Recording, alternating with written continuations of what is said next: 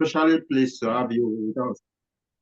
As a distinguished group of investors, mentors, industry experts, and supporters who share our commitment for empowering African foodpreneurs, I like to also let us know that we have investors at this program today who are interested in some of the business that we are going to be pitching. At Foodpreneurs Hub, our mission is to democratize food processing by providing training, mentorship, and strategic support to food innovators across the continent. This demo day is pivotal moment for our entrepreneurs to showcase their solutions aimed at enhancing food security, reducing waste, and creating sustainable food businesses. I like to say that in order to encourage excellence and reward outstanding innovation, at the Foodpreneurs Hub, we will be awarding modest cash prizes to the first, second, and third runner-ups. We want to hope that these incentives will inspire our food entrepreneurs to continue pushing boundaries and scaling their impacts. I want to encourage all participants to engage actively, ask questions, share insight, and explore potential collaborations. This is a unique opportunity to connect directly with investors who may be interested in supporting your ventures and ideas. Thank you for joining us today. Let us make this demo day a resounding success. To your success. Having said that, I'd like to call on our founder, Mrs. Olushola, to please give a brief remark about the Foodpreneurs Hub. Thank you, ma'am. So I just want to say thank you, Damilare. Thank you for the good work you do at Foodpreneurs Hub. Thank you for all the students, the participants, Cohort 2 and Cohort 3. I'm so proud of their efforts that they've put in the past 6 to 8 weeks, watching the videos, attending live session, asking questions, and they've put together a business plan and a pitch deck, and they are ready to be able to pitch their businesses to us, to judges, and to investors. I'm so proud of them. And I also want to use this opportunity to thank the Foodpreneurs Hub team. I have my co-founder here, Adeyosola Oke, Catherine, Joshua. You guys have all been amazing. Thank you for the support. And for Foodpreneurs Hub, like Damilare said, we are here to democratize food processing. We are here to empower food entrepreneurs. We are here to impact lives and businesses and be able to support them to be able to start successful food enterprise. And at the end, be able to enhance food security in Africa and all over the world. So with that, I just want to, I'm excited to see what our innovators and our business men and women will want to share with us today. I'm excited to learn more about their businesses, and good luck to the winner. Thank you and again, thank you to our amazing judges. I can see Mrs. Olufunke in there. I can see Dr. Olufemi, Dr. Shitu, and I guess Dr. Michael, right?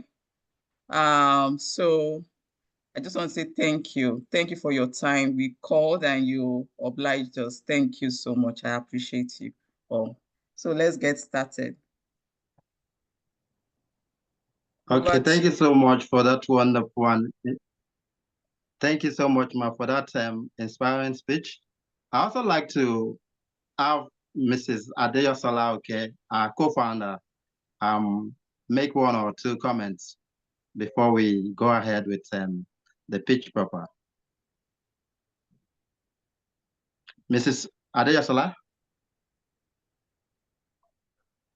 Thank you, Damilare. I didn't prepare to say much. So I'll just say how I feel. I'm very excited about today. And I celebrate all the founders that would present their businesses today. It's been many months of putting effort into your business, showing that you believe in what you're doing, and just putting your best foot forward. And I look forward to all that we're going to learn here together today. Regardless of what the outcome is, we're going to have only 3 winners, I believe. You are a winner. You're sticking through for the past 3 months, shows that you believe in what you're doing, and consistency is the key. So just keep doing what you're doing, keep putting in the effort, show up every day, and the sky would only be your starting point. I want to thank all the judges. Thank you for gracing this occasion with your presence. Thank you for your support in helping us achieve our vision of democratizing food processing skills across Africa. And thank you to the team as well for all you do.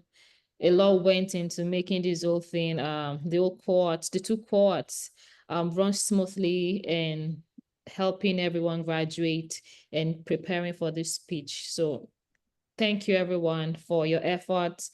Shola, Damilari, Catherine, Joshua, everybody that's contributed in one way or the other. All right, and congratulations in advance to all the founders. All right, thank you, Damilari.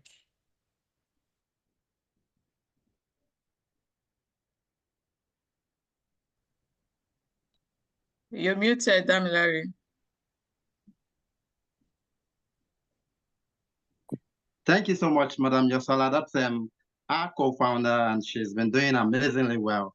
I believe that the participants who can attest to what she's done throughout the program. Thank you so much, the co-founder. Thank you, our founder, for this opportunity to. Having said that, I would like to quickly do a proper introduction of our judges for tonight. Before we set the ball rolling, tonight we'll be having 4 judges, and all 4 judges are in the house already. Can we, participants, you can please react with emojis. Let's give our judges their flowers. First on the list, we have Dr. Shitu Ayodele. Is my boss, is my oga, is in the field of entrepreneurship and innovation. He has been blazing trail. Dr. Shitu is a senior lecturer with the Department of Economics at the University of Lagos, Akoka, and his research interest gravitates around entrepreneurship and innovation. Dr. Shitu, we thank you so much, sir. We are glad to have you join us for this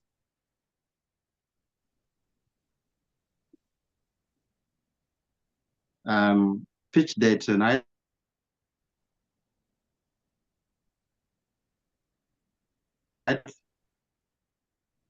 Also, we also have Mrs.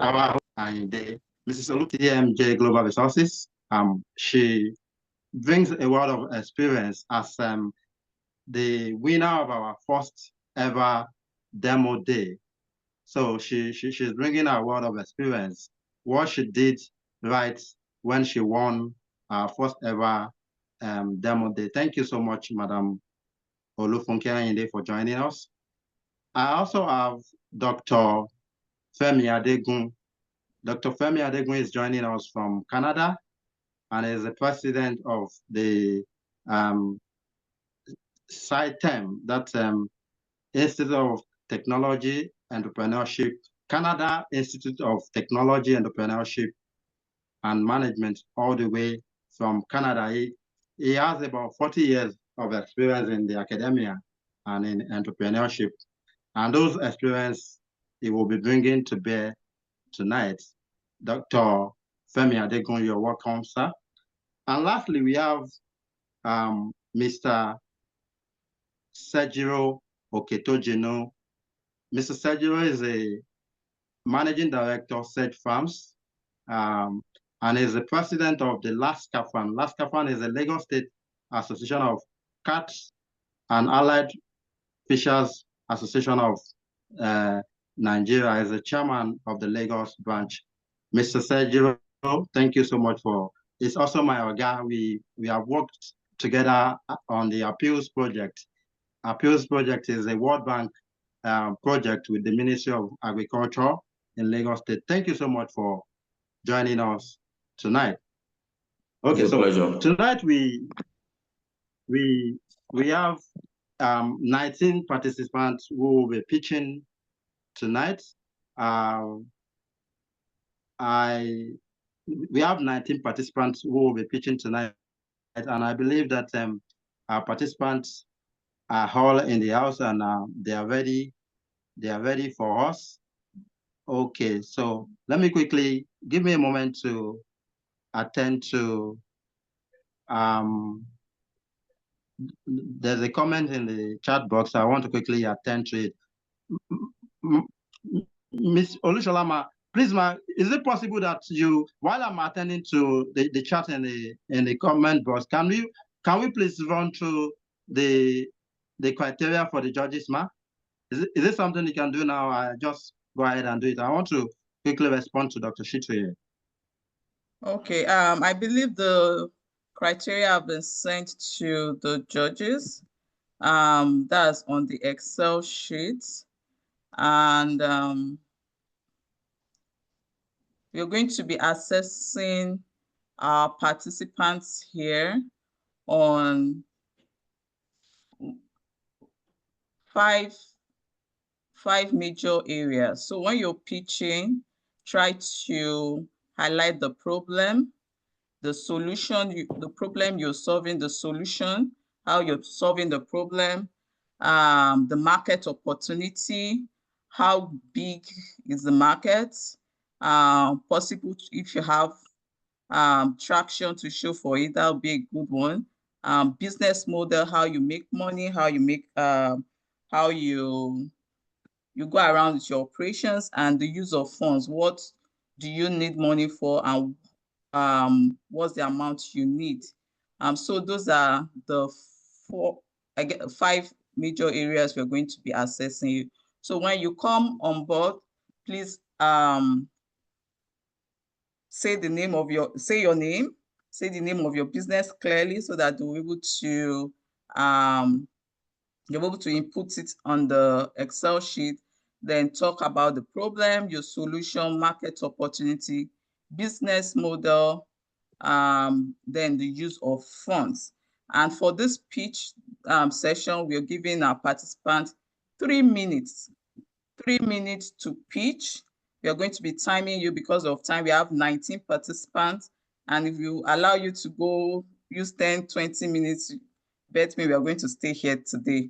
And we want us to come and go at least maximum of 2 hours for this pitch session. So yeah, 3 minutes for pitching, 2 minutes questions. So our judge is going to be asking clarifying questions, maybe 1 or 2 questions from our judges. And in total, 5 minutes is allocated to 1 participant. I will move to the next. So let's keep to time. Damilare is going to be timing and is going to be following the order. So Damilare, are you ready to go?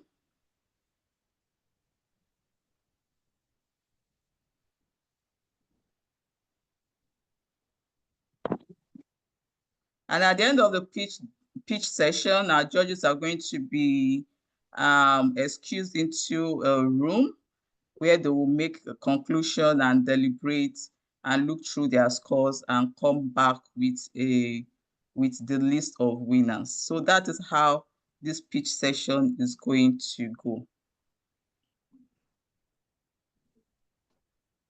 Damilare, are you ready?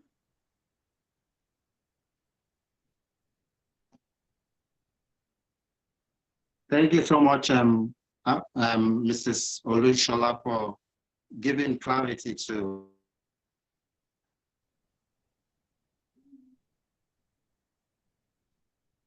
pitching for just 3 minutes, and thereafter we'll entertain questions from the judges. I already shared the. I don't know, before we go ahead, I don't know if our judges are ready or they want to make 1 or 2 comments before I call on the first presenter, that's Affordables. Please, the first presenter, get ready. I already shared the order of presentation with you. Affordables, get ready, please. So if the judges, if you like to make any comment before we go ahead.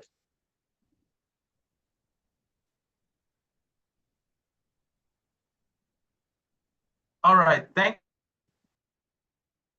you very much, Damilare. For me, I just want to encourage all the participants. I know what it takes to, participate in pitch deck, and trust me, just as Madam Olushola has rightly said, and corroborated by our co-founder, honestly speaking, you all are a winner for getting to this level, but just as it is, we must have 3 important winners. But all of you are winners, and we want you to put in your best, and let's have an interesting engagement with every one of you. Thank you very much. Thank you. Thank you, sir. Thank you, Doctor. Hello, can I just make an addition? Good evening, everyone.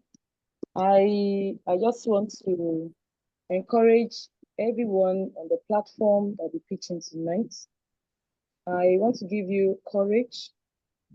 Like I learned recently that you are the boss and you are enough. So I want you to wear that cap and pitch your business with passion and everything that you have been taught. Make sure that you have coordination. Just believe in yourself. And I believe that at the end of the day, we'll all, like Mr. Odile-Shitu said, that we are all winners.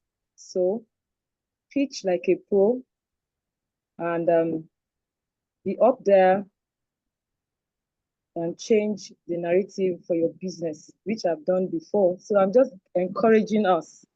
So I wish everyone and every business that'll be pitching today all the best. Thank you.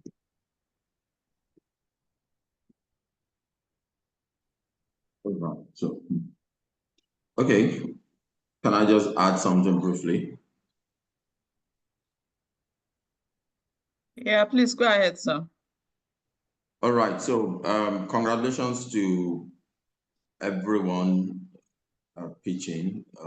It's a rare opportunity, and you need to just make the most of it, and just be at your best and be real, be original. Food business concerns everybody. If everything fails, food business is not going to fail. Do you understand? So, and for us to survive, everybody needs food. So that's what makes all of you very important persons here tonight. So just give your best. The skills you have is not enough, but it's what you do with the skills that is most important. So you need to pride in it. You need to be vocal. You need to express yourself freely. And the final thing is the winner may not be the best entrepreneur here afterwards, and the list here may turn out to be the best foodpreneur in the future. So whatever the outcome is, just move on, and that shouldn't discourage anyone. So congratulations ahead to everyone.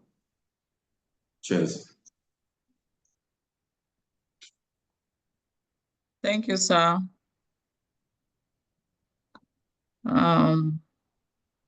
Does Dr. Olufemi have anything to say to that? Or we just get started? Just go ahead and start. Thank you so much, Ms. Olushola. I would just like to encourage the participants that they should put in their best. This is a decision-making process, and this is your time. Please put in everything, and I believe at the end of the day, we'll get the best 3 from the participants that are presenting their projects this evening. Thank you so much. Thank you, Doctor. Damilare, are you good now?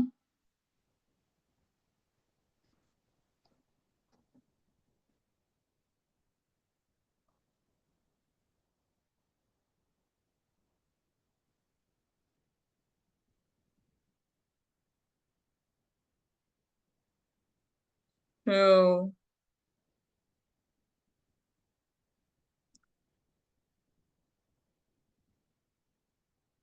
Damilare, can you hear us?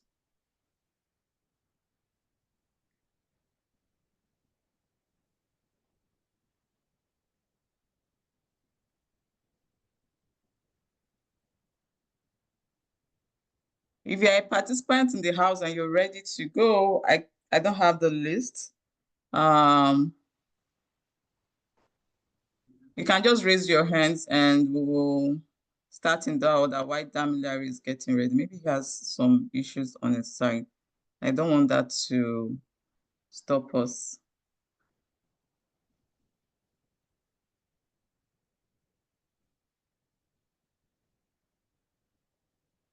Who wants to go first? I know he mentioned affordable food. If you're here, you can start. If not, any other person can go ahead to start.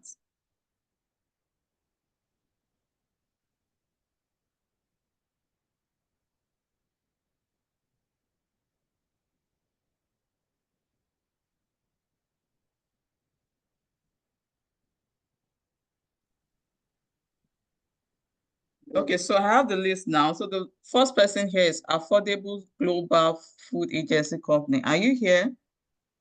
If you're here, just come off mute or raise your hands. So the next business here is Cocoa Farms and Concentrate Ventures.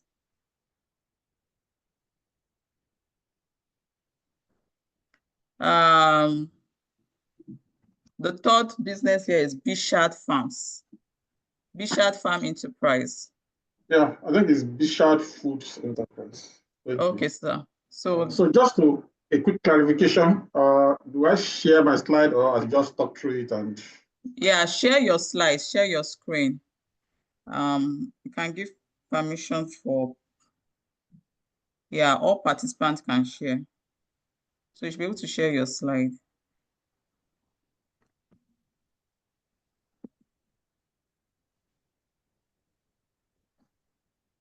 So I don't know if it's visible.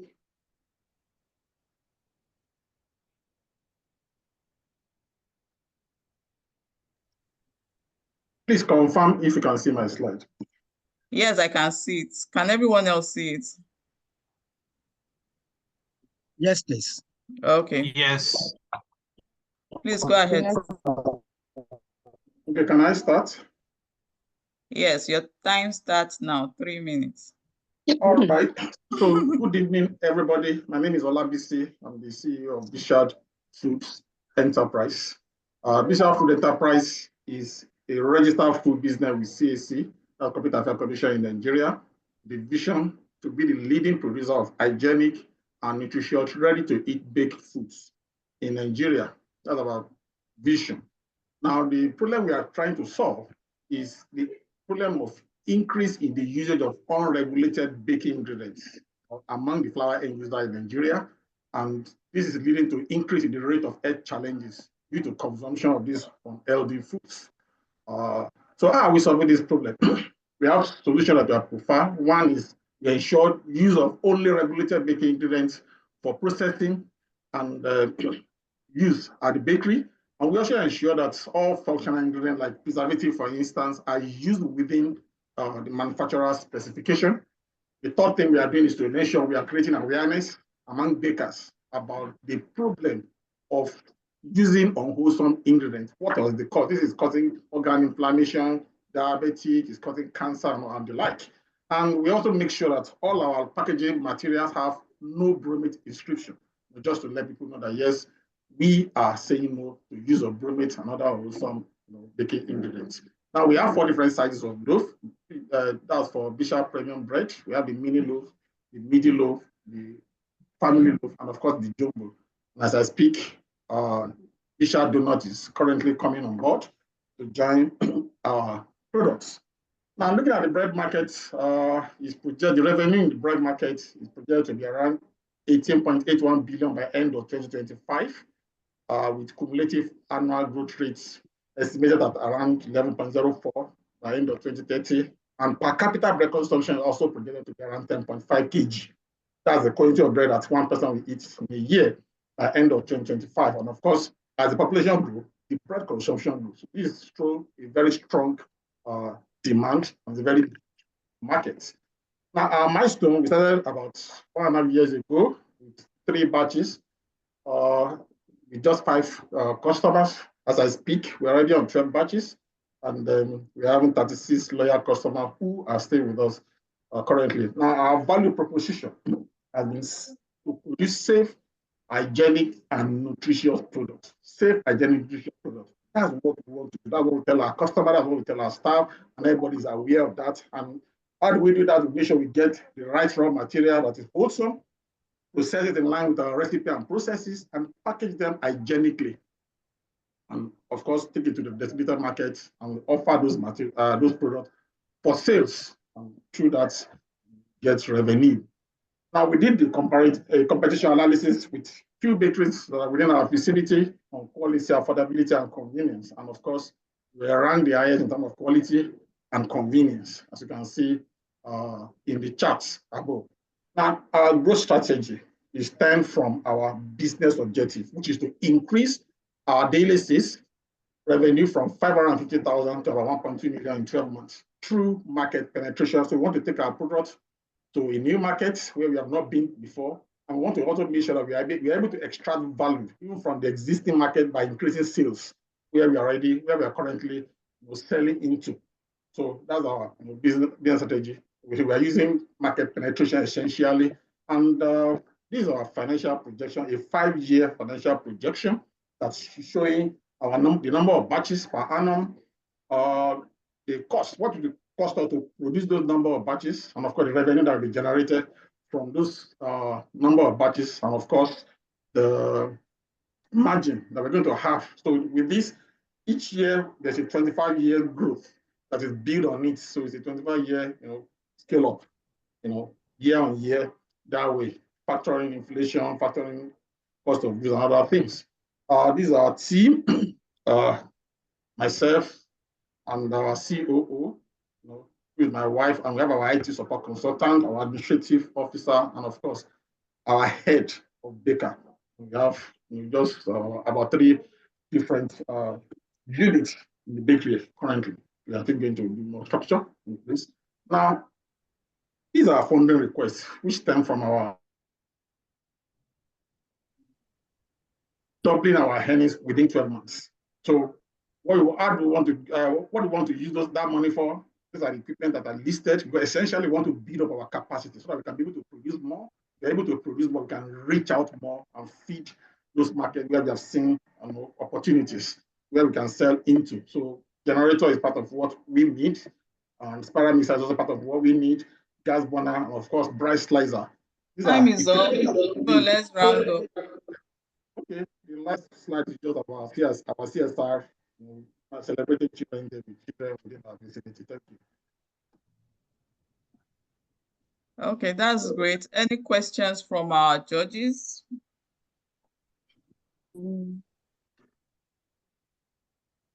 Hello, Affordable. Can you hear me? Yes, I can hear you. Not Affordable. This I is did not get. This is Bishad. This is Bishad. This is Bishad Foods Enterprise. Bishad Foods. Okay, yes. Sorry. Bishad. I think if you're on camera, it will be nice because you can pick your name easily so that you will not okay. And say, okay, Bishad. I just want to ask, what is your business model? Bishad. Sorry, I didn't get that question, ma. What's the business model that you want to use to reach this markets? Yeah, I said we have our proposition. Let me go back to that slide if I'm able to. So I said we have our value proposition first, which is to produce safe, hygienic, and nutritious food. And what we do is to get our source raw materials from the right source to make sure we have some raw material to work with, and we have our processes in place. Bread baking has a lot of stages, so we follow that processes in line with our recipe. And once we produce our products, we make sure that these products are packaged hygienically in the packaging materials. And of course, maybe you don't understand. bakery, Maybe you don't understand what I'm saying. Sales. Can I talk? Maybe you don't understand what I'm saying. Just the business model. How are you going to make all this that you are producing available in such a way that there will be returns, to put into the business? What kind of business model are you using? Yeah, that's what I'm trying to say, that after producing, we take to market to exchange these products, to sell the product out to our vendors, who also sell to the final consumers. So through that, we generate revenue, and we have our distribution channels. We have our distribution vans. We have a tricycle that carry products out on a daily basis. All right. Thank you so much, sir. Thank you. Thank you. Well, thank you so much, the CEO of Bishad, Mr. Fola Shade. I would like to ask you about 3 questions. First, where is your business located? Which city is your business located? Ogere in Ogun State.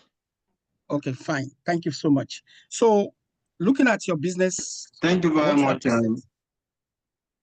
What you have presented to us, and do you have an expansion strategy, like diversifying? I mean, expanding. Probably some people would like to take franchises from you, from across the country. Don't forget, Nigeria has a population of 200 million, and your product is one of the first ingredients people take in the morning, and is a very key ingredient in the life of families. Do you have an expansion program? Yes, of course, I do. I have an expansion plan to, first of all, expand the facility where I am, and also branch out of here. As I speak, we are doing very well in Ibadan. And of course, I'm already at the stage looking for a space there, which is one of our expansion strategies, to branch out from the location where we are into a bigger place, and that is more strategic, where we can reach out to more people. So, and as I speak, somebody has already spoken with me, talking about partnership. And of course, we are already talking about location, who's going to pay what and the like. So I'm open to partnership that works, that is in line with my expansion strategy, so that can scale up very fast. Thank you. So actually, my third question revolves around the partnership or shareholding structure.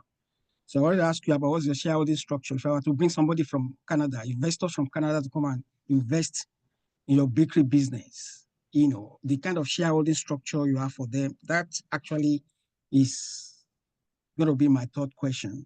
And I'm happy that you are open to partnership. So thank you so much. Thank you, sir. Yeah, sure.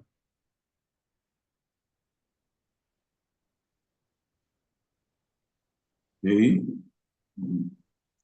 All right, Bashan. Thank you for that presentation.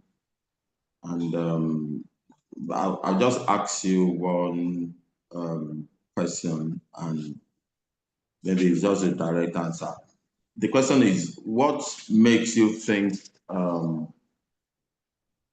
your product, let's say the bread now, is going to be preferred to others? What makes your product special or different? Okay, well, one is the feedback I've been getting since I've started, because where I located, other bakeries are there initially. I mean, they are still there. And people are also bringing bread from other big cities like Lagos, like going to the place. Before we get there. And when we get there, of course, we have seen what people are saying regarding our products in terms of taste, quality, the packaging, and the like. And I ensure, because I use premix and I develop the premix myself, and make sure at time I am in charge of preparing premix, and I've trained one other person that will be able to do that in case I'll be away for a long time, so that there's consistency. So one of the things with our product is consistency. The sugar is this quantity of kg. The sugar is 5 kg, for instance. It has to be 5 kg, not 5.5 or 4.5. They are using margin of 1 kg. 1 kg is 1 kg, not 0.9 kg or 1.1. So there's consistency in the ingredient usage. So beside the fact that we don't use our ozone ingredient, which of course my people know, they know. But at a stage, as I speak, we're already involving NAFDAC, because very soon we're going to get registration number out. The first time they came to my bakery, I asked the man, I said, let's go to my store. That's where everything started. He was surprised. Usually bakers don't normally show us stores. I said, no, you can come to my own store. I opened the door, you saw flour, you saw sugar, you saw other things, and he was impressed. He saw scale, digital scale that we used to weigh, so that there will be consistency in ingredients. So one thing that I think stand out for me is consistency. We weigh everything. Ingredients are weighed, dough are weighed into pans, and we monitor oven temperature, baking temperature, and baking time, and every other thing. So we ensure end-to-end monitoring, so that when you taste it today, it tastes the same way tomorrow, it tastes the same way anytime you taste it, as long as it's still within the shelf life. So consistency is one of the things that we are doing. And when we get feedback, we don't joke with feedback from markets. Any feedback, we look at it, check it vis-a-vis. I keep bread in my office, and I also taste, to be sure, are we still in line? Has anything changed? What this person is saying, is it correct or anything, And we work as a team with my staff that I've trained, and I'm also involved in training them, to make sure that, look, what you are doing is impacting positively or negatively on the end product. All right. You don't have to do it right. You don't have to do it the right way. Make sure things are. I think I'm satisfied. So, thank you. Congratulations. All the best. Thank you, sir. All right.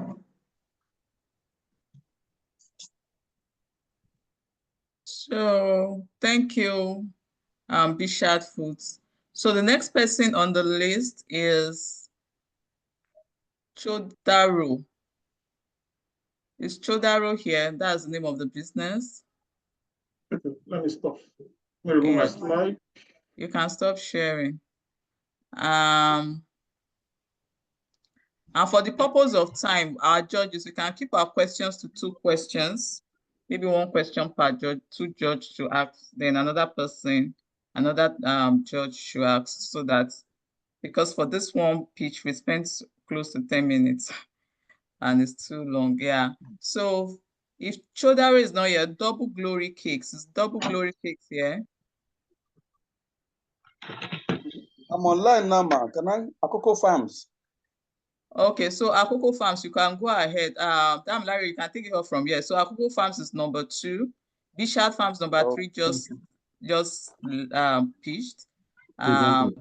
Yeah. So Akoko Farms, take it. You can share your screen. Okay. So while you're preparing to share your screen, please be informed that you have just 3 minutes to pitch, and you'll be starting now. So just 3 minutes, and thereafter we take questions from the judges. Thank you.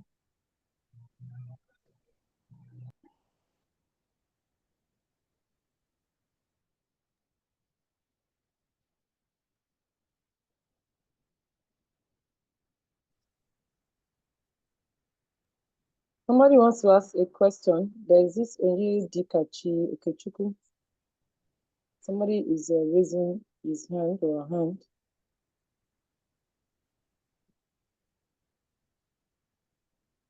Okay. Somebody's hand is up. Mr. Damilare.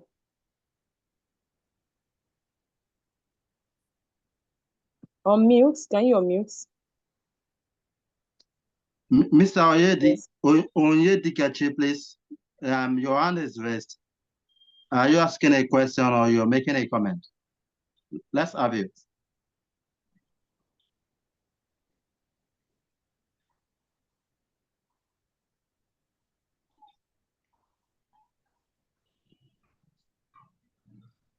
Mr. Onyedikachi, please. Akoko Farms, please, you can go ahead with your presentation if you're ready. Okay. I'm trying to. Sorry. Oh, God. Hello. Hello. Yeah. This Yes. is Onyedika. This is Akoko Farm from Port Harcourt. Wow.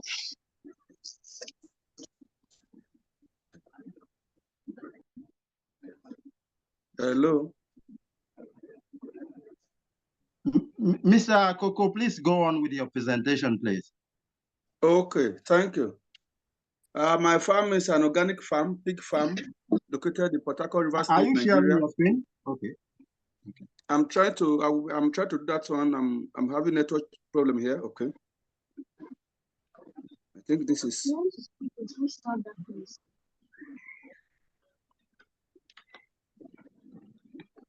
Who is sharing your screen? This is Affordables, right?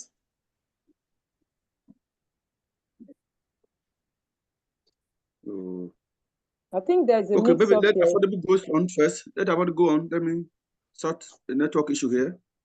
Okay, so Affordable, please go ahead so that we don't waste time. Affordable, you're already sharing your screen. My screen is shared.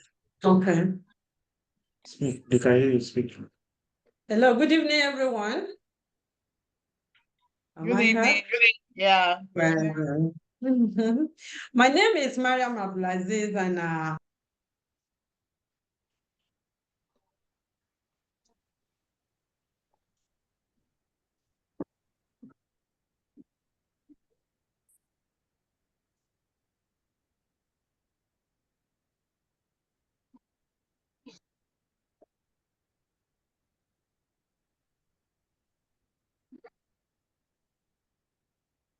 What happened? I guess, Miriam, you stopped talking and you stopped sharing. Go and watch television. Miriam.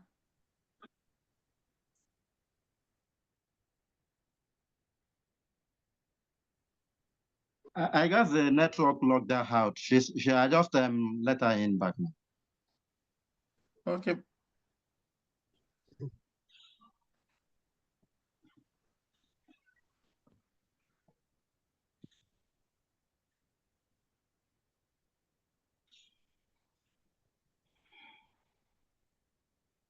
Miriam, are you back? Affordables? can you hear me? Yeah, yes, we can.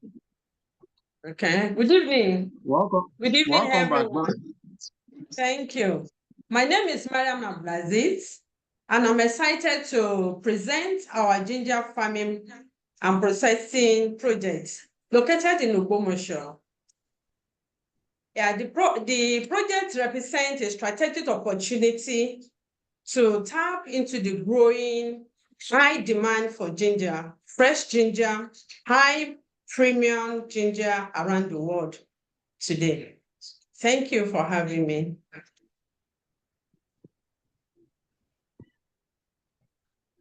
Keep going the shit. All right. Scroll up. All right.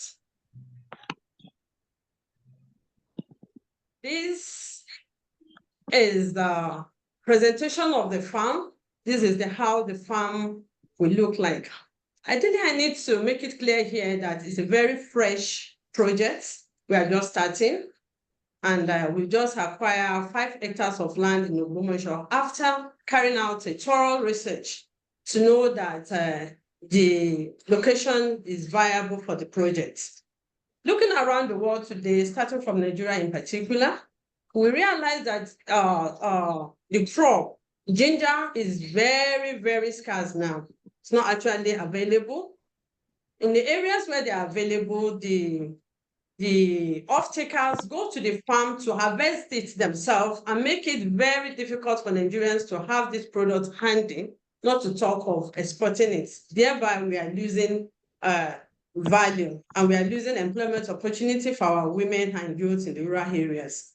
At the same time, the health sector, where they use it also is missing out because they don't have this product on hand to use. So this is why we came inside.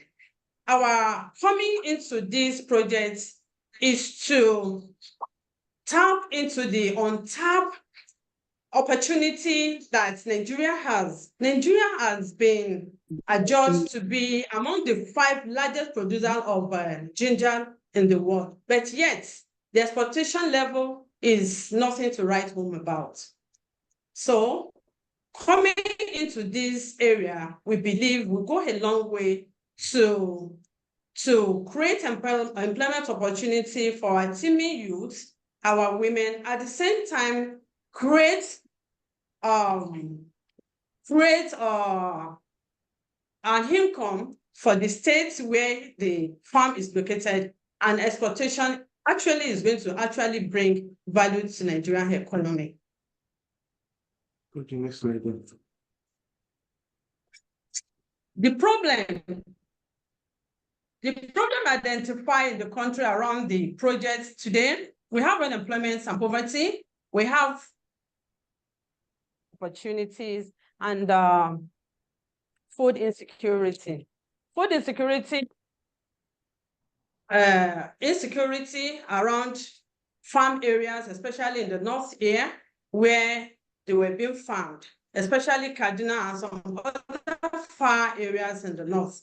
So we realized that Southwest, among other states, is actually secured, and we believe with the area where the location of the farm is around a good settlement and on the road.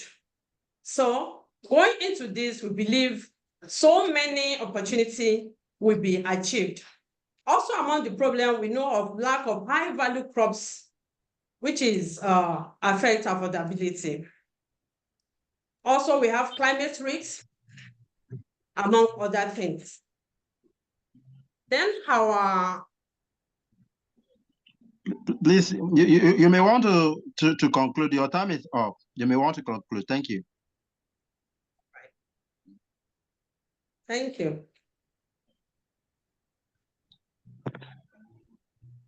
I'm open to questions. Okay, please, judges. I think the presentation has been made. Let's okay, Miss Olufunke. Okay, affordable. Good evening. Well done. Evening, thank you, I want to ask you, can you please tell me your unique value proposition? Okay. Our UHSP compared to... What sets you apart from, what is that thing that sets you apart from other farmers doing what you're doing? Yes. In the past, most farmers have been producing and sell raw to the off-takers. But in our own case, we added value to it through processing. We are going to process to have other products out of the fresh. We are going to have fresh ginger. From there, we are going to also have oil. We are going to have ginger oil, among other things. Also dry one for export, ma. That's all for me. The same time, we will be selling cheaper than any other farmer because we farm them and we have cheap labor to work for us in our present location. All right. Thank you very much, Miriam. I am just curious, and I would love to ask you an innocent question. Your business presentation is under Affordable Global Foods. That's Yes, the name. Yes, But your sir. presentation hovers around the ginger farming. Okay. Yes, sir. So Yes, I'm sir. wondering, because you're telling us that you're going to be, as your unique value proposition, you're looking forward to producing fresh ginger, ginger Yes, sir. oil, etc. Yes. Are Yes, those sir. plans you have in mind, or you've Yes, sir. started producing? Thank you. Thank you very much. I'm actually coming from an environment that deals with spices. I've been a distributor of spices over years for foreign companies, Tiger and the rest. So at a point in time, I feel why helping other economies? We can as well do it here. And I have this opportunity of this land, and I feel I could do it. I supply groceries. Ginger is among the groceries. So instead of buying from other people, we believe we can actually plant ourselves and be able to make it available to the Nigerian populace and the foreigners as well. All right, Mrs. Miriam, what he is asking is it in ideation stage or you have already started the business? That is what he's trying to ask you. Is it idea? Is it an idea? Initiation stage, ma'am. Okay. That means you have planted it? Have you planted it? No, they're just preparing the place for the next season, yeah. Okay, but the preparation so is it's ongoing still an right idea. now. All right, so it's Yes, still an yes. idea. It is an Okay. idea. Yes. An yes. idea. That's what he's trying to ask you. All right, Yes. thank you. Thank you very much, ma'am. Thank you so much, Mrs. Miriam. Thank you very much. I don't sir. think if there's no any other question from the judges, thank you Mr. so much Shenjiro's for. hand is up. Oh, please, thank you, Mr. Sejiro. Mr. Please go ahead, Shenjiro's sir. hand is up. All right. So, affordable, very good presentation. But I just want to ask that you didn't talk about the profitability. Then you said something. Okay, we have to ask one question. Let me not talk about that. You said cheap labor. So, how do you mean? What do you mean by cheap labor, and how much do you pay your staff? Presently, as I'm talking to you, sir, I'm in Nasarawa State, and I'm a farmer, and I know how much I pay on each time we want to work on the farm. I'm from the West, Obumoshio in particular, and I know what is obtainable there. So comparing these two, I know I have a fair pricing down there, which we actually. Let me have an idea. Sir? Let me have an idea. Okay, for instance, here, we are working with laborers on daily basis, we pay 6,000 naira. Down in Southwest, we pay 3,000 naira. That's half of what we are paying here. This way we'll be saving costs when we are to organize our products here, our project here, down there, compared to here. And that is what I mean by we're going to have cheap labor to take care of our projects to make us be able to come out affordable to people. And you think that's fair?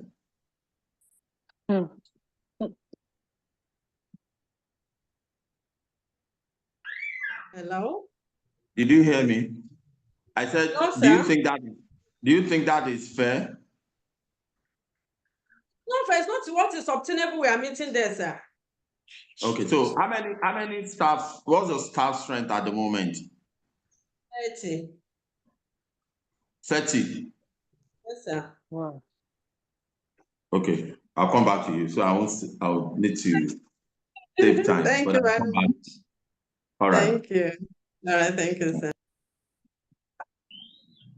Thank you so much, Mrs. Miriam. I believe the questions have been asked from the judges. Chodaro, are you up now? I saw your comments in the chat box. Are you up now? Miss Chodaro? Let me make this comment for all our participants that's going to be pitching. If you're coming to pitch, please be camera ready and be professional, please.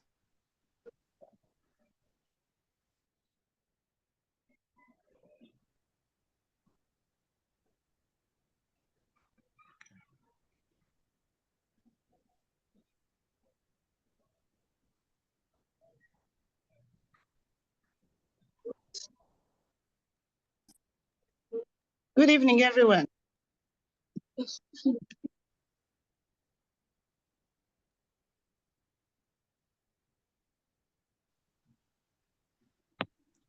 So where is Chodaro? Who is presenting now?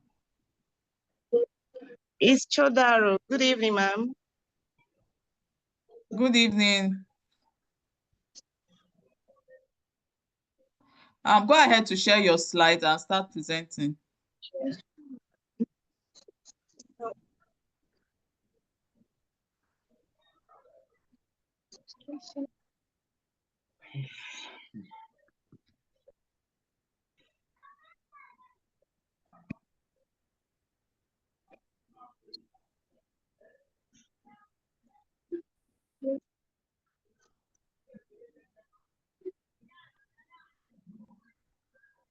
I'm sharing the screen.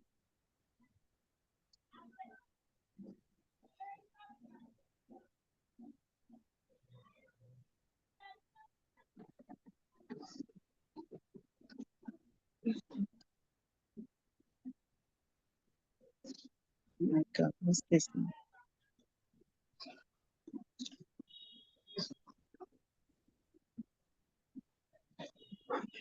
Jesus. I don't know why it's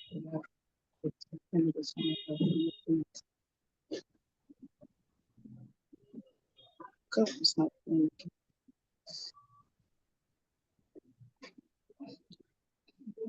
Sorry, please. Oh God.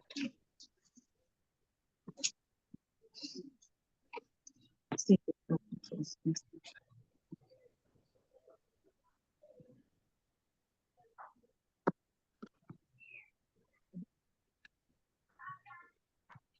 Chodaro, are you please there? I'm there. Can I go ahead? My screen is, can I go ahead and Madam present? Onyedikachi, Yes, I'm here. we can't see your screen.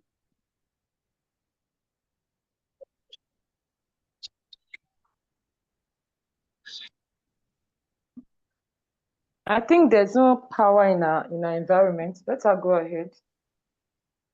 Okay, can we go ahead with the Can you next see my screen now? participant? Can you see it now? Can you see my screen now? Yes, we can. Okay, Chodaro Pitch Deck 2025. My name is Onyedikachi Monachis-Okechukwu. I am an entrepreneur and an economist. I presently have been in managing a hospital for 7 years. I have experience of managing a hospital for 7 years now. I recruit the staff, retrain the staff, supply medicine and hospital equipment. And at the same time, I monitor the movement of medicine and quality drugs. I'm also a farmer. I've been producing at the same time a lot of crops: yam, cassava, cocoyam, maize, okra, vegetable, and fruits.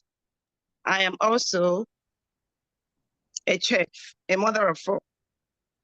In my experience, I Sorry, noticed Madam that there is...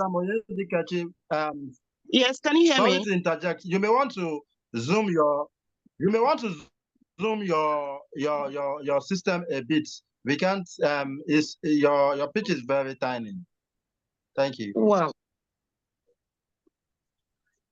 No, it's not for me.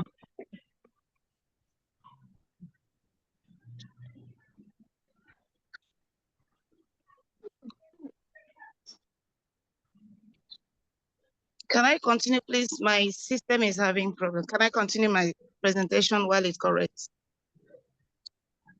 So I think it's coming on. Please go ahead.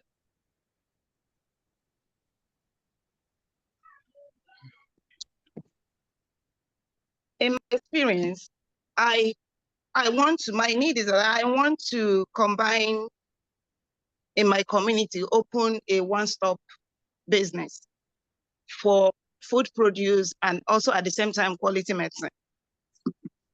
Because according to World Health Organization, there is a link between food and drugs. Food is a preventive medicine while drug treats medicine. So the two is what my intention is, to have a one-stop smart market for this produce where people in my community can quickly have access to what they need to live longer. In this one, I have planned that if I'm able to win this particular exercise, I'm going to open a one-stop smart market. The 300,000 naira can help me to open a small market where my food, the produce, because before now, the challenge I have is that I go to the market to supply. I also sometimes I go to some small food vendors to supply, but my produce is increasing and people have a lot of trust in me. So if I can have a one-stop place where I will drop this produce and put them together, package it where people can quickly come, both household, because my environment, there is no one-stop shop for them where I live, and the population is quite Madam thin. Oyedikachi, you may want to conclude. Your time is up. You may want to conclude, please. Okay. I also need partners who can partner, because this needs a lot of capital for me to have the one-stop market in this area. Thank you.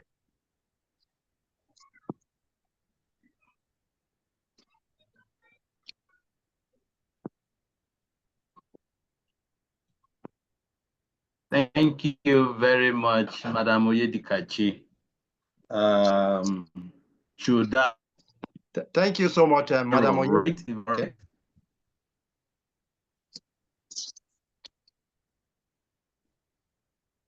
Can I go ahead, Oluwadamilare, with my question? Yes, please. Go ahead. Yes, ma'am. I'm listening. All Yes. right. I love the description of your business and the fact that you want to invest in smart mart, which you have described as a one-stop shop. So I'm curious, why your choice of a smart market? Yeah. Why is it smart? What makes it smart? Thank you. It's got to be smart because as soon as you come into the shop with what I have in my mind, you quickly pick whatever you want. Every product will be quickly described and kept as the area where you need it. Also, in my environment, it is difficult. When you go to the market, you spend a lot of time going about looking for. You buy vegetable here, you go to the other side, buy food, you go to the other side and buy this. So it's so stressing for especially working class people around my environment to move to the main market where these food produce are pushed to. So that's why it's going to be smart, because it's going to save you time to quickly pick something that is reliable and at the same time of good quality. Okay. Now, in your presentation, do you have any slide that captures a sample of how you package these products? If you have, you can show us. Presently, I've been farming. That's the challenge I want to take care of. That's the problem I'm trying to solve as at this 2025. I want to open the smart mart. I haven't opened it, but I'm a farmer. I produce this produce. Is a big challenge in my community that we push it to the main market, and is a very difficult, and everybody, the whole population moves in there. So this is what came to my mind this 2025. I have not yet opened the smart mart. My plan is to look for partners that could open this. And the population, I am sure, because I've already created trust in my environment, they will come to buy.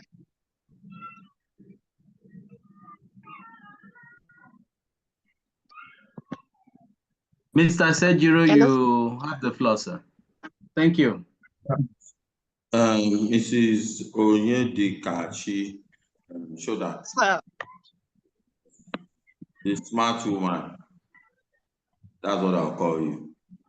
You didn't tell us the amount of money you need. You just talked about 300,000 naira.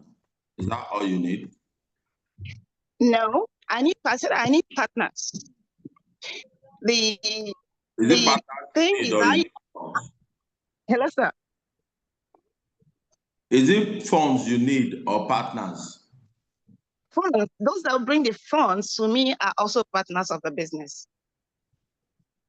So what's the essence of this thing you are doing? What are you doing? What's the essence of this presentation? Yes, I've gained a lot from this foodpreneur.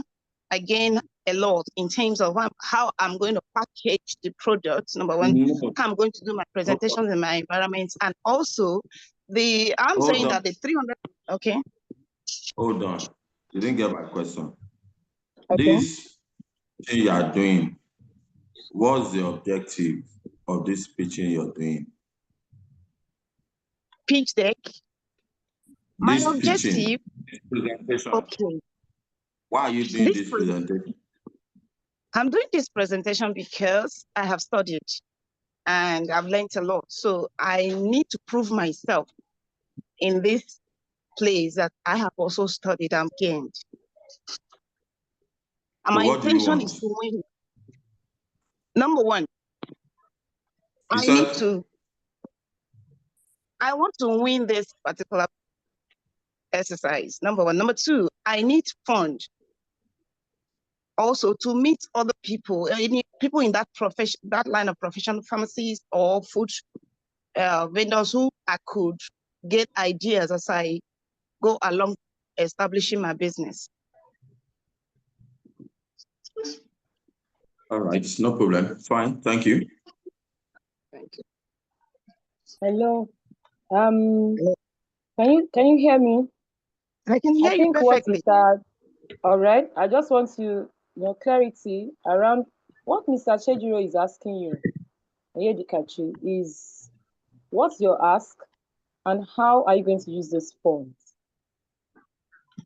And he asks question around your packaging because you are into fresh vegetables. Okay. What solution are you bringing to making sure that after giving you the money, those vegetables, you don't just farm them and they turn to be they are perishables. So what's your solution like? What's your solution? If you can just answer, what's the solution so that we can move on? Thank you. My solution is that I'm going to have the environment is going to be cool enough. I'm going to have lower fridge environment, the temperature that will hold this vegetable. Presently, I've been producing a lot of vegetable, but I've never had waste. I always have people, in fact, I don't even have enough to give out. I have a lot of people who are waiting for me to bring it out. So I haven't experienced that. But all the same, as they are moving to the business, if such a thing happened, I know there are refrigerators that are used at a low temperature to preserve fresh vegetables and fruits.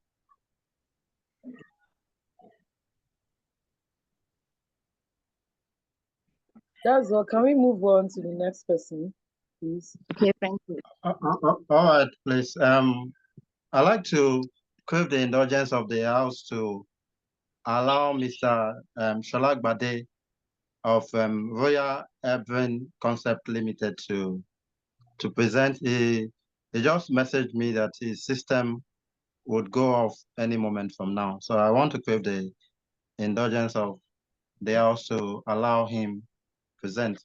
Mr. Shalak Bade, please, you're on. Thank you very much, Mr. Oluwadamnari. Please, can you allow me to share my screen? Please go ahead. Okay.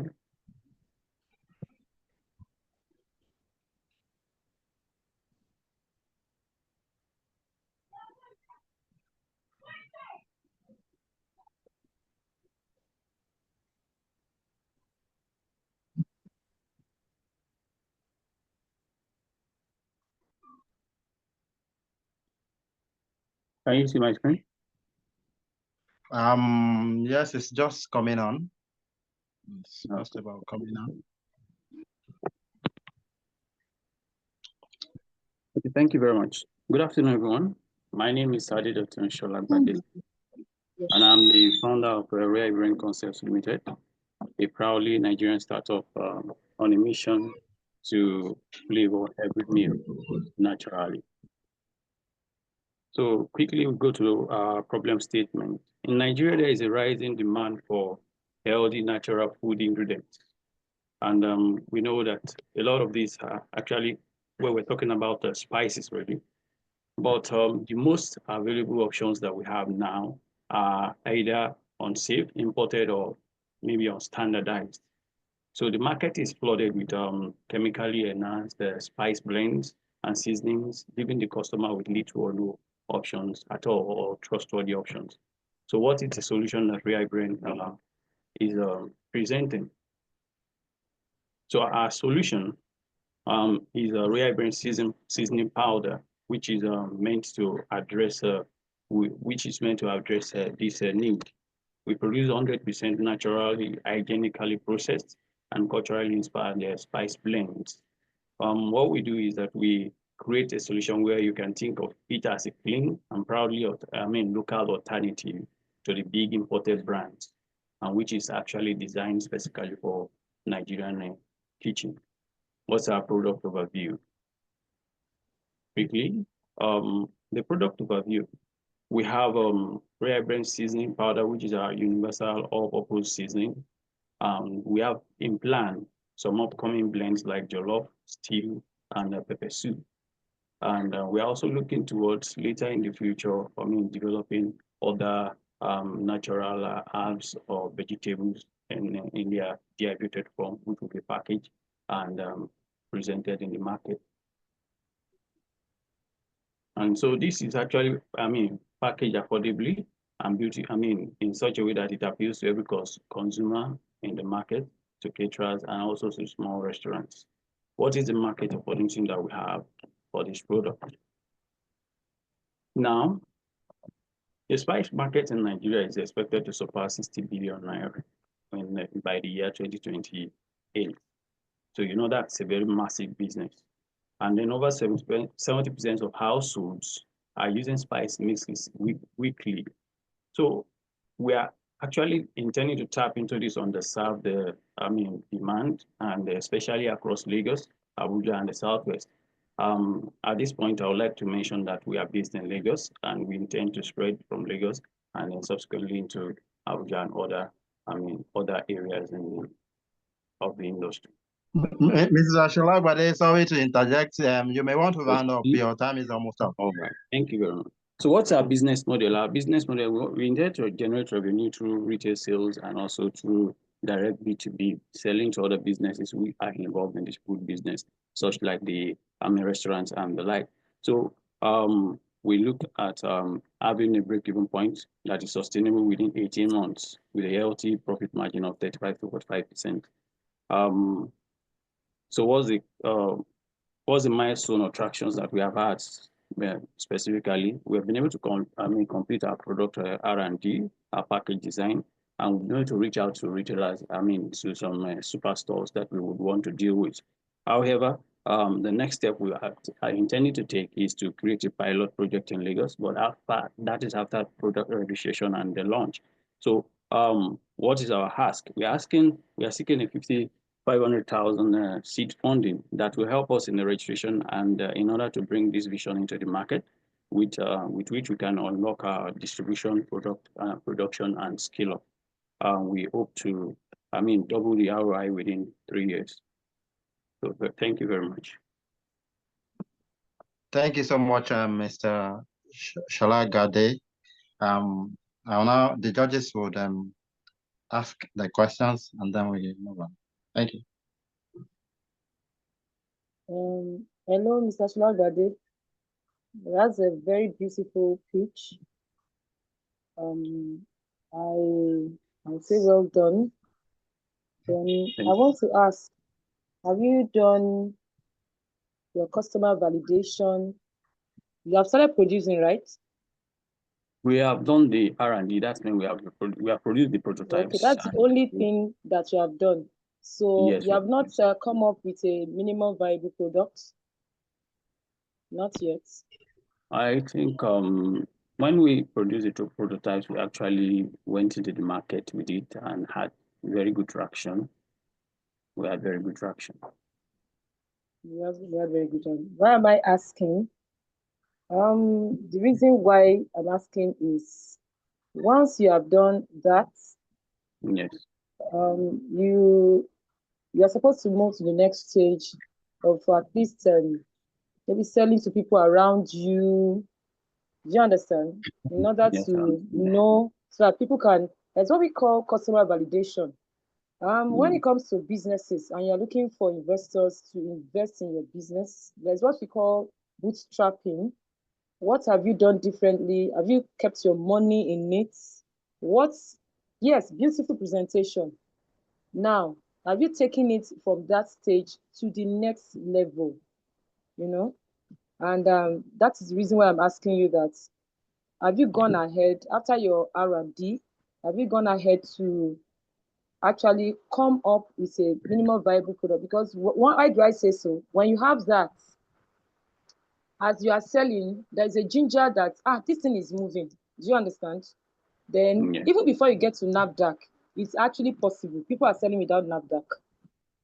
Even though I'm not saying that you should not go to NAFDAC, but there's something about your ecosystem that makes people, there's a believability when you do something and people, you have money for what you are doing.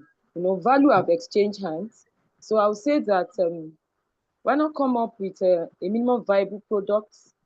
You know, all this that you have done, all is fantastic. But, you know, why not move it to the next stage? Thank you. Okay. Thank you very much.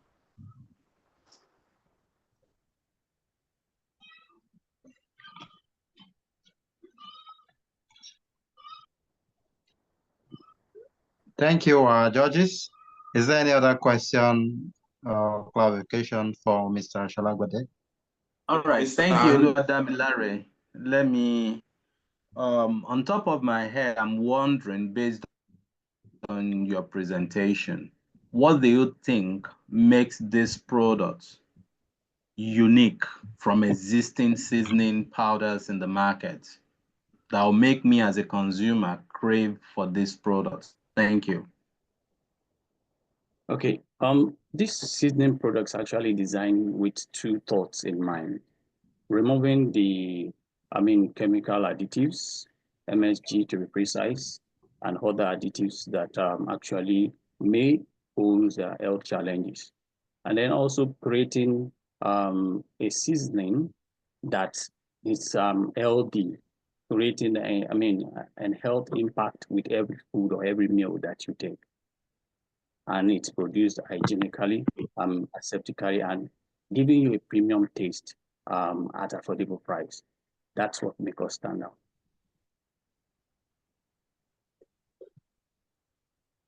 All So right. if I Thank may you very ask much. you, Mr. Shalagbade, yes. Yes, ma'am.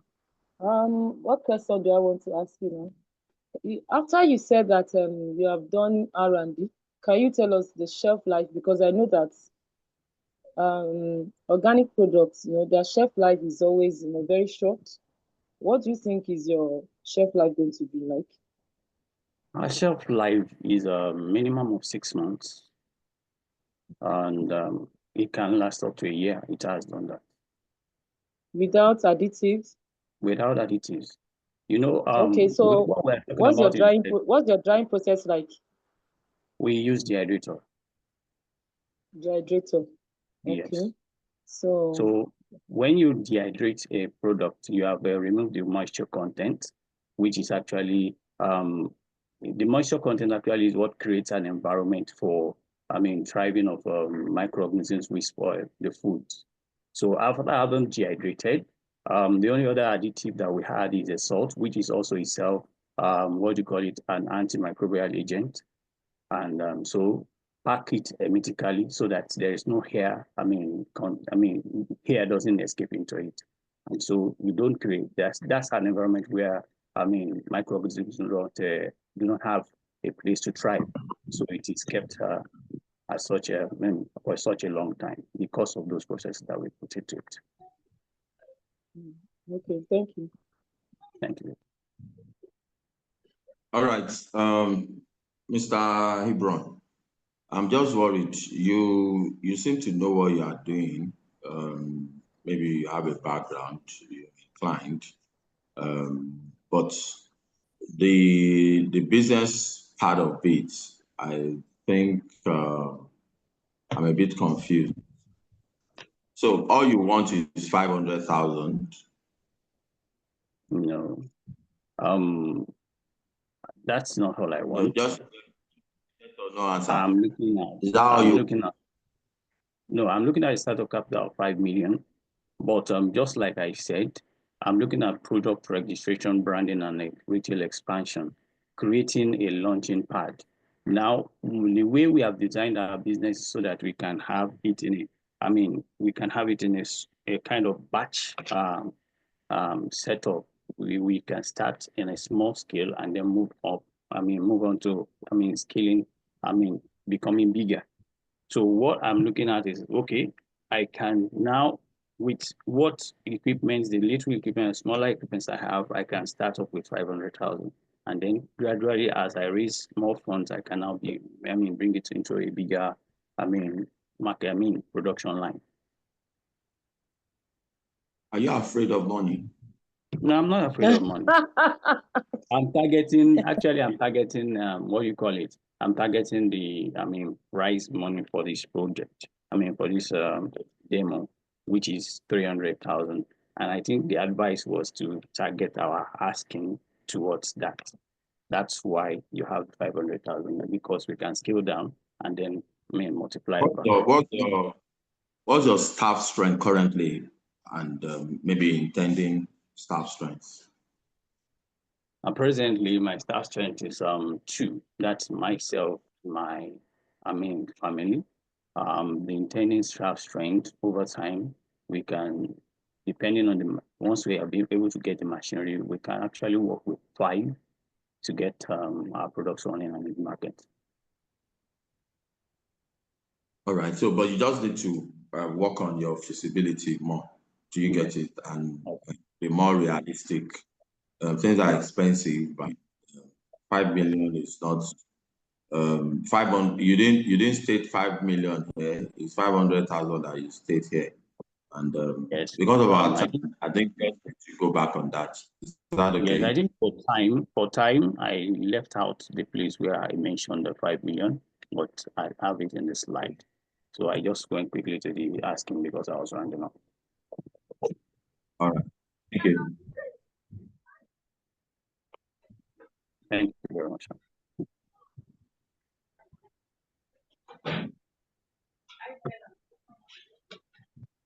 Thank you very much, Mr.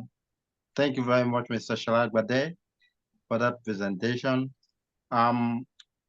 If there's any participant who is ready to present, please go ahead and raise your hand so that you can present.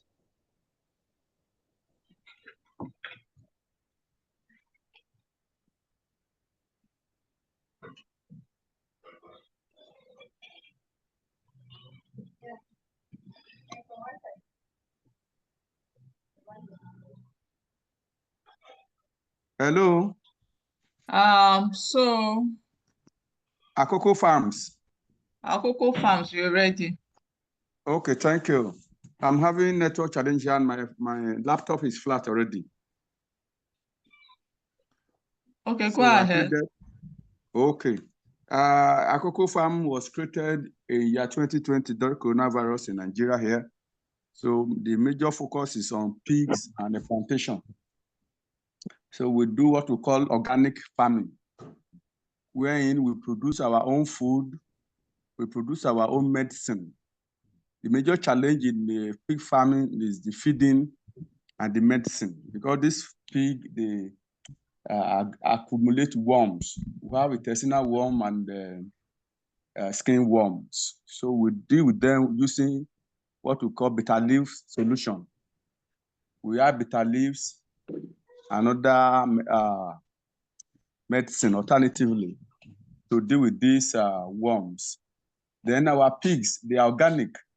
in that we allow them to experience some form of natural living. Like we allow them to burrow at times in our farm because like the major aspect of the farm, the large aspect of it was on 12 plot of land. So we allowed them to burrow through the farms to get some food on their own while we are guiding. Then what we do now is our pigs, they don't develop fat, which is the major reason people are not eating pork. So the food and the medicine we give them does not allow them to have fat. What they have now is what we call lean pork. They have flesh, and that is the most desirable one. Then the waste, we use it to fertilize our plantain. So our organic pork, they are very tender, and that people come from far and near, especially those who are doing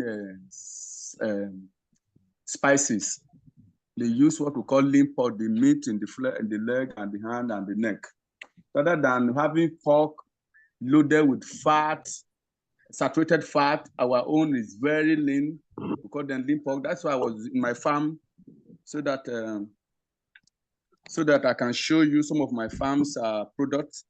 But my fear was this: as I was going there, the network was not favorably, and the system, the signal.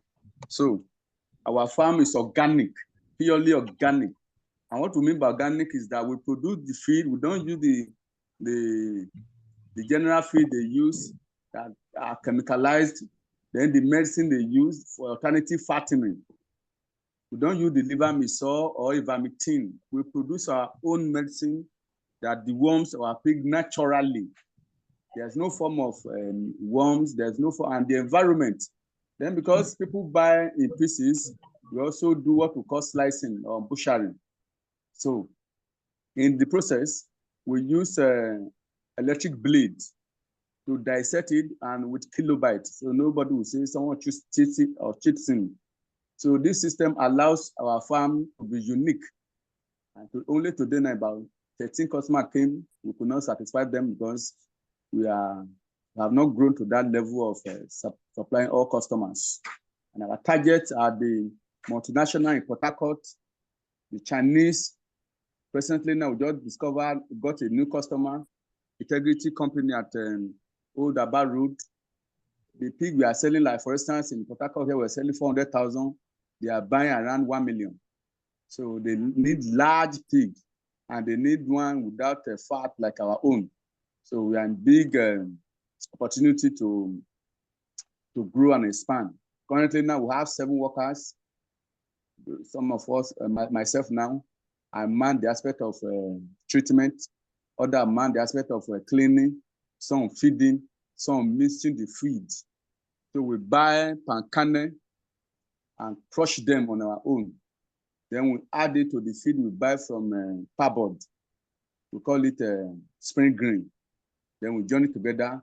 Then afternoon, we supplied them with leaf, plantain leaf, because we have enough land, vast land loaded with plantation. So we supply them leaf. It allows them to balance their diet system. They are no fatty as other wood, making our pig choice to every customers and intended customers. Thank you. Thank you, Mr. Ekon. I was about asking you to conclude your presentation. The floor is now open for our judges to please ask questions and make comments. Thank you. All right. I want to ask. Okay, sir. Okay, ma. Akoko Farms. Yes. Akoko Farms. Well done. Thank you for your presentation. Thank you. If I may ask, you said that you allow your pigs to go out and play. And not all of them. Maybe I didn't hear that part very well. Yes, not all the pigs. Not all. Okay. No, not all. What's your water system like? Okay, we have How do borehole. you give them borehole? Do you have We have borehole. We do you have have each teeth? room has a Do you have, tap. Each do they pen have has a teeth? tap. Each pen has a tap. I understand what I'm saying perfectly. Oh, okay. Because you are talking to a farmer. I used to have a farm. Oh, a thank God, farm. thank God. So Okay. Oh, excellent. that's why I'm asking you those questions, because I know that one of the very problem challenge. is the challenge, Water. yes, Yes, is the water that system. the water I system. wanted, Because if the water I wanted system to is show, not I want to present my pitch in my farm, but before I get there, my laptop was off.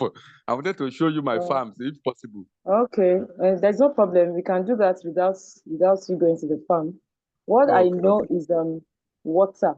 Yes, there are tremendous opportunity when it comes to pork pork reproduction. business. Yes. You are not using any injectables on them. Then I want to ask, because pigs has this unique, you can just be rearing them, and even before it gets to that stage where they start, there's this flu that swine that gets into the farm, that people are running, just to inject them and all that.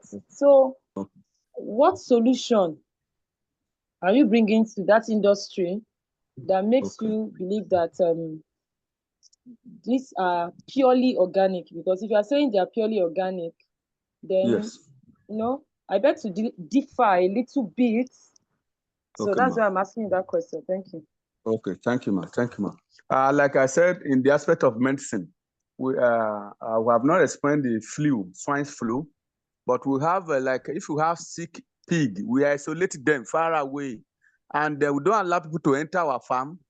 If you want to buy pig, we have a place we call market. It's just like a hall. So anybody buying from us, anyone you want to buy, we bring them down to that room. We don't allow people to enter. Okay. So you are selling live pigs with our farm, ma? Hello, ma? Are you selling live pigs? You are selling live pigs. Yes, they we sell you weigh and they just go. Ma? You can't hear me. Okay, let me come again. You sell live pigs. You sell live pigs. Yes. Okay. So once I come to your farm now, I purchase that pig, then I just go back. You from there go back, yes. Okay. So what is your unique value proposition now? My unique value proposition? Yeah. Okay, for instance now, the major challenge you have why many people don't eat pork is the pork always have fat, and that is my target when I entered the business some 5 years ago, that we should be able to tackle that aspect of fat. If you go to those people roasting pig, you will see fat, and people want to buy it. We come up with a plan with Chinese expatriate that they can grow pig with that fat, and that the secret is this: we should be adding leaf. I work with a multinational anyway. We should be adding vegetable into their feed. With that, they will grow flesh. With that ideas, they will grow flesh, and that's that is the focus of our pig farm. So, and when we kill pig, if you see it, in my pitch, I put some picture of our pork on the pitch. They don't grow fat like a Chinese pig or even our own pig here that will grow fat. This one, they are lean. We call the meat lean pork, which is very. I understand you. Okay, thank you. I understand you. I understand you. Thank you. Thank you. Thank you. Thank you. Thank you.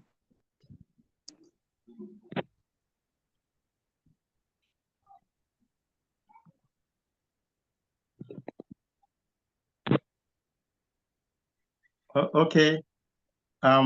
Thank you so much, Mr. Coco. Yes, sir. Judges, would that be all for Mr. Coco tonight? Okay, so thank you so much. It has been an awesome time. I'm enjoying all the questions and the answer sections. The insights I'm gleaning, and I'm sure all of us are also enjoying the presentation. So I like now we'll commence. Is there two questions from our judges for Mr. Akoko? Okay. None from my side. We can move on. Okay, sir. Thank you, sir. Yeah.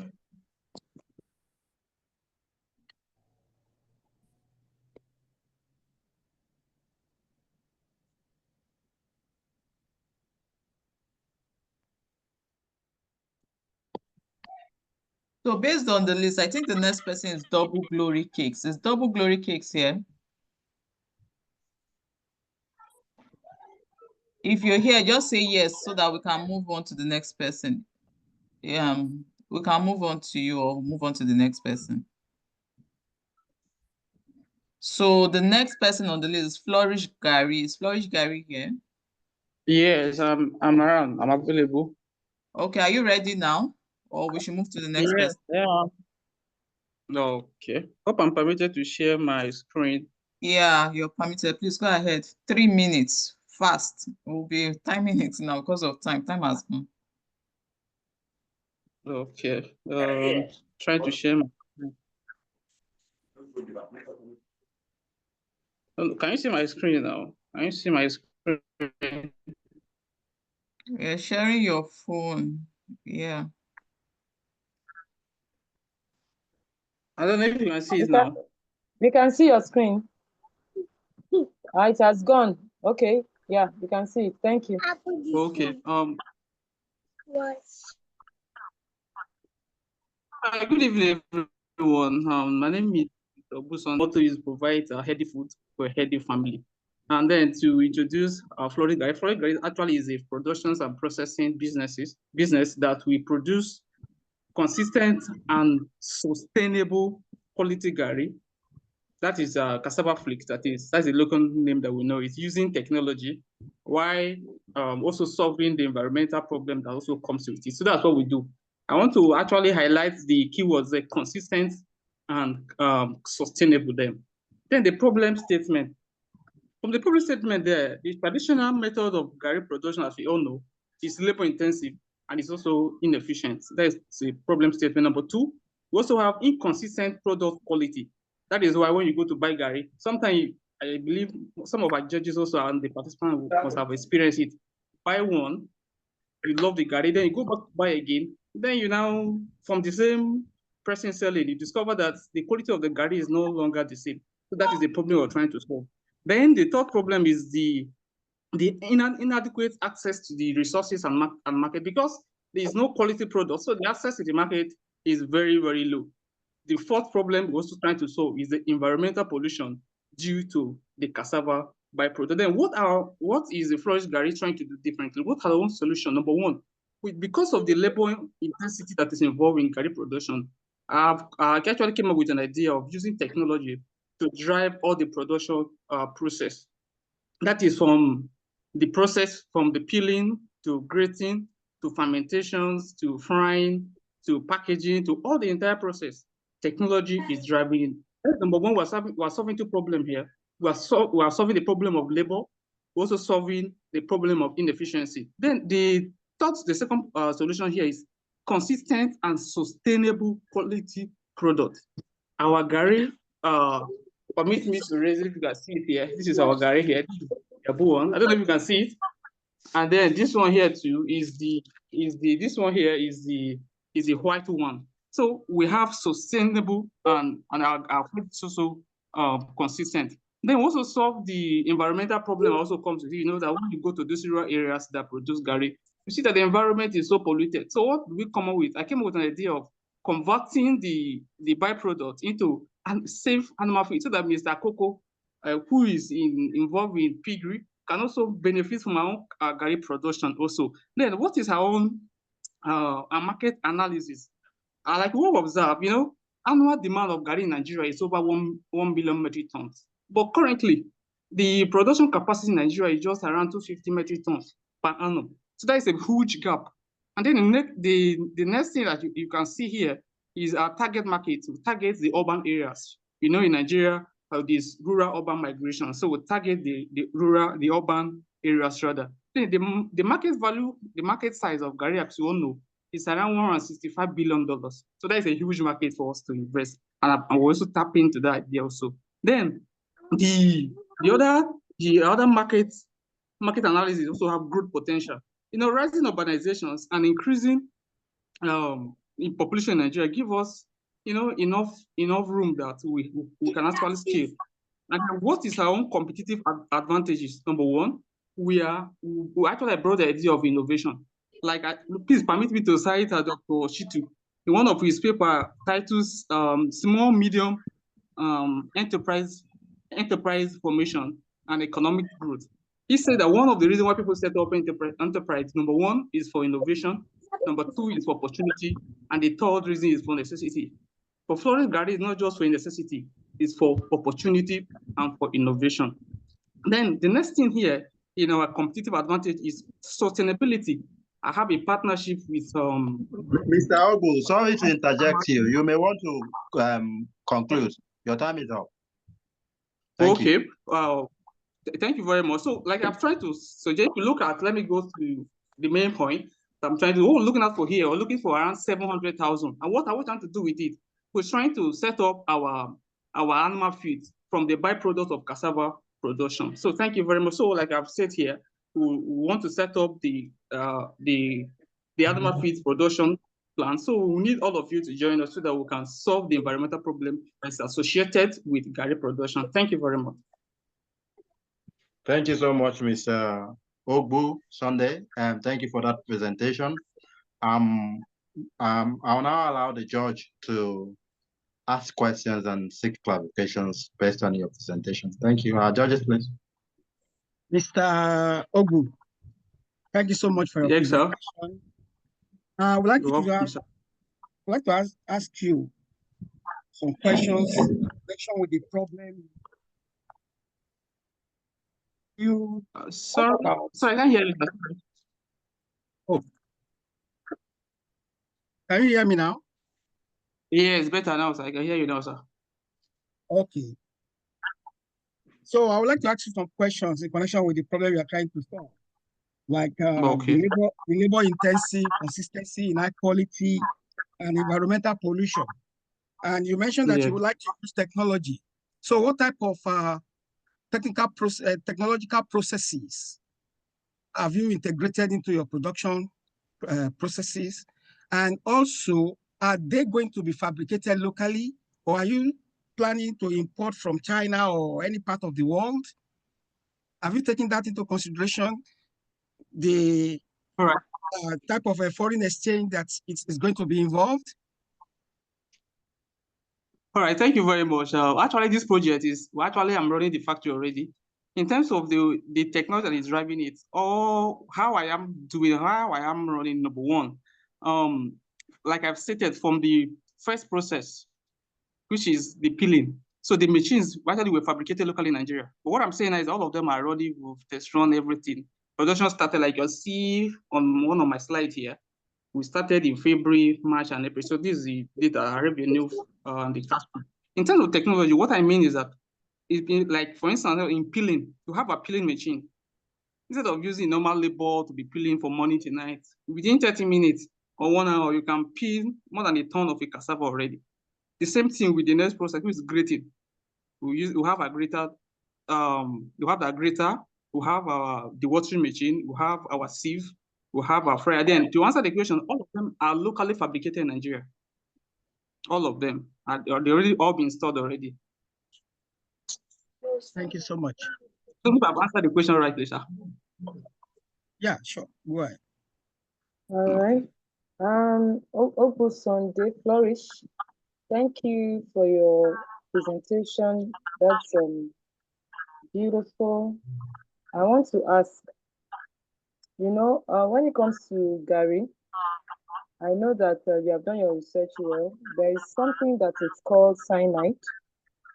Yes. Yes. So what's the processing like?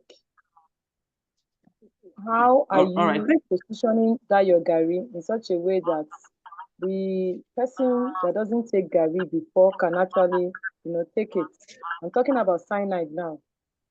Yes. How long Oh. for how long do you remove your cyanide? Okay. First, let me talk about that question. Leads me to tell you my background. I'm a chemist by training. All right. Actually, yeah, that is why I want this project to be like a collective project, because there are so many problems. Gari is a common food in many homes. So there are so many problems that we are trying to solve. We are doing enlightenment about the cyanide content. Now, to answer the question, the cyanide content, we try to reduce it through fermentations. Number one, we know we have like I stated in my business plan, we are producing like 3 types. We have the Jabo Gari. So for a normal Jabo Gari, it's supposed to be fermented for more than a week, so that the cyanide content of it should be low, the barest minimum. And then for the other regular one, sorry. Go ahead. I don't know if you can hear me. Okay. We then for the can other hear you. regular one, yeah, the other regular also allow it to go through fermentation. That is for like 3 and above. So with that now, the cyanide content is being removed. Then we also go through the watering. We have a pressing jack that remove at least the barest minimum in our export standard, that the cyanide content, we do our lab analysis, and they will always, I can confirm to you that the cyanide content is less than 0.05 of the Gari that we're producing. Okay, where's your factory? Okay, like I said, the factory is in Benue, and they will have a distribution hub in Lagos. Where in Benue? That is Oju. Let me go back so that you can see. It's in Oju there. Oju in Benue. How far is it to Otukpo? Or from Otukpo is now like Odutukpo be like 2 to 3 hours. 2 to 3 hours. Okay. 2 to 3 hours. Yeah, it's not. All right. Okay, so this Gari, since you are producing in a very large quantity, I want to ask, what is your business model? Because you are the business model. The business model, like I've stated it. Let me go to the slide so we can all see. The business model one, the revenue stream is majorly from Gari. Then we also have additional income from the byproducts like the cassava starch and peeled, which can be used in the animal feed.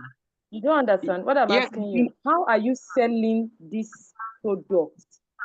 If I want to, like, I am an investor now, because you caught my attention and you might not know the reason. Now, thank you. If I invest in your business, how am I going to get my returns back if I decide to partner with you now? So what I'm asking is, how are you selling this Gari in such a way that there will be revenue back into the business? So that is your model. Is it a B2B or B2C, or what are you doing? I just want to know that. I'm using 2 methods, B2B and B2C. Like I've stated on the slide there. There's a direct sale through local market, supermarket, and online platforms. Then we also have distributors. As I speak with you, we have some in Port Harcourt. We have some in Lagos. Like I told you, their hub is in Lagos. I have a distribution center here in Lagos. So that is our channel. Thank you. That's all. Welcome. That's all for me. Thank you. For our judges. Okay, please go ahead, Doctor. Let me just quickly ask, because I seems to be confused. Your pitch is around Gari, and towards the end, you're telling us that should you win this competition, the money will be pushed into the production of livestock feeds. So which of these two do you stand with? The Gari, are we to invest in the Gari, or are we to invest in the livestock feed? Over to you. Thank you. Thank you so much, Doctor. We are into the two. For the Gari production, like I've told you, the factory is already running. So I try to bring it here, the Gari's aspect here, because it's from the Gari that also having the byproduct, which is the cassava peels that they're using for the animal feed. So what I'm saying in essence here is that this cassava, the Gari processing is already ongoing, the factory is running. But for the animal feed production, I need the pelleting machine to produce the animal feed. So I brought the cassava in here because it's from the cassava that we're getting the Gari. From the Gari also getting, from the cassava also getting the livestock feed. So like I've stated here, if we get the money, we're going to get the fertilizer.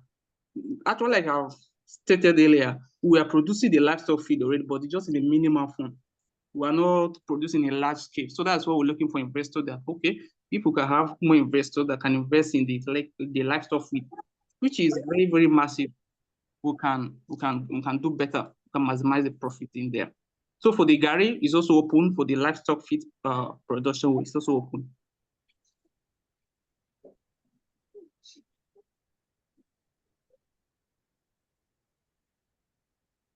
I don't know. Thank you very much. Okay. Thank you very much. Thank you. Over to you, Damilare.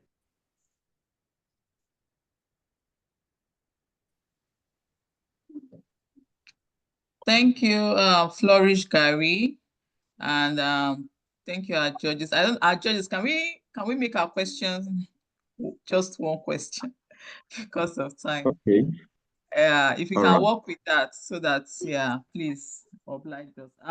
So the next person on the list is Through Northward Farm. Are you here and are you ready? Through Northward. If you're here, say yes. I'm ready. Okay, please go ahead. Can you share your screen? Are you ready to share? Through Northward Farm Africa.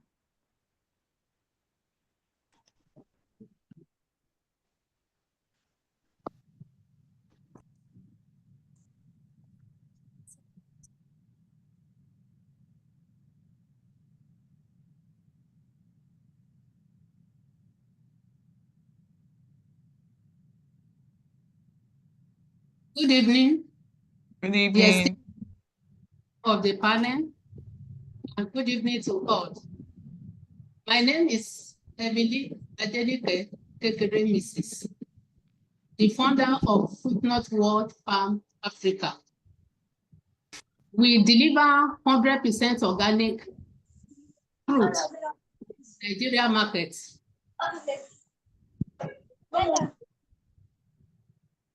The company was founded in 2025 in response to the health risk in chemical reaping fruit, which has become major challenges for public health.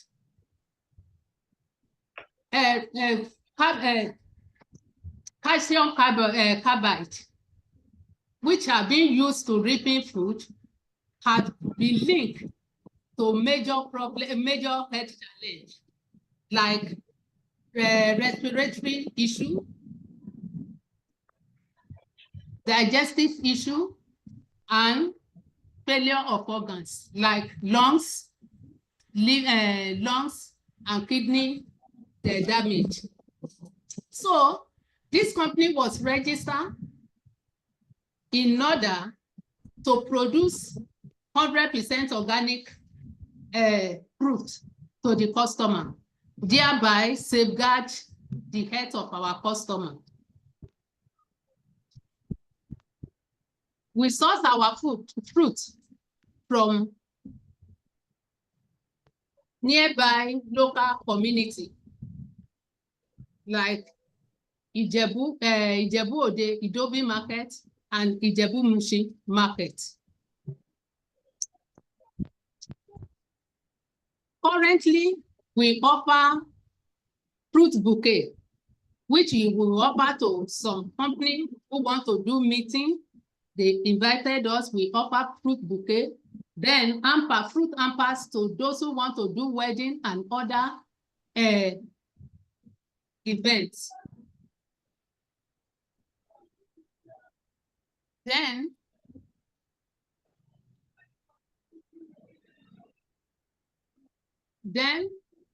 we know we have our future products. We aim at packaging family gifts, hospitality gifts, smoothie, Then dry fruits and fruit nut what? I'm sorry to interject, Ma, but your time is almost up. You may want to conclude your presentation, please. Thank you. Okay. Okay. You can share your screen. Your screen has stopped sharing. Share it again and get to the end of it.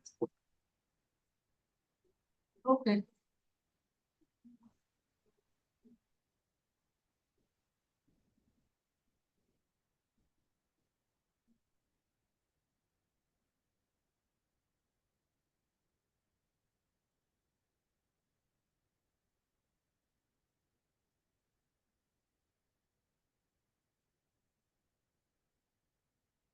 Then the market opportunity for the market value opportunity for Nigeria this year alone is $21.1 billion, while the one for Lagos State is $4.2 billion, which is our focal target market.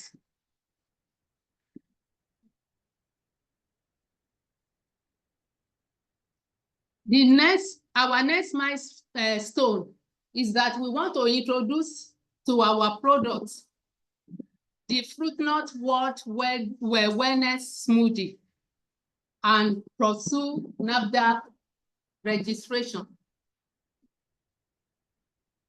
We are asking, as a result of this, we are asking for a grant for a smoothie maker, which is worth $265,000.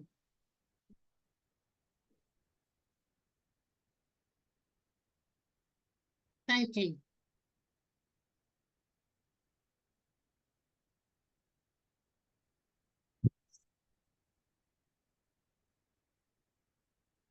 Okay, any questions from our judges? One question. Well done, Madam Atinuke.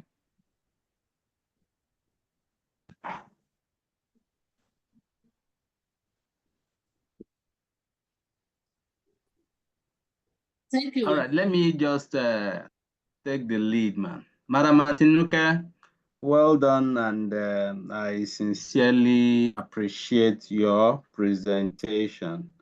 So I'm just wondering, in terms of the fruit bouquet, which seems to be on the priority list before telling us exactly what you use our fund for. So I'm just wondering, what sets you apart from other business enterprises in this fruit ecosystem? What sets you apart? Thank you. What sets us apart is that we produce 100% organic fruit. And we package it, the way we package it, we have taken fruit business to another dynamic era.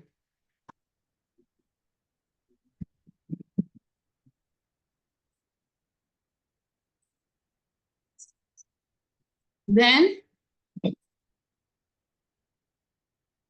in our own business, we are including agritourism, where people can come and see the fruit and pluck and eat as fresh as it. And the people will know that we offer full traceability from seed to harvest.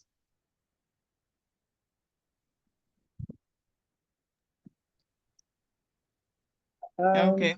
All right. Thank you very much. Thank you. Thank you, ma'am. You are doing a wonderful job. The traceability aspect is, for me, is a wow, because traceability is a new thing, and that will drive your sustainability. Thank you, ma'am.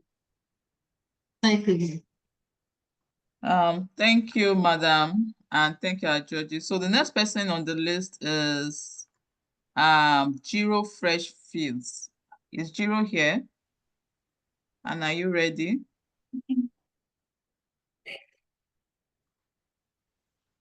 I'm here. Yeah. Oh, is that Giro?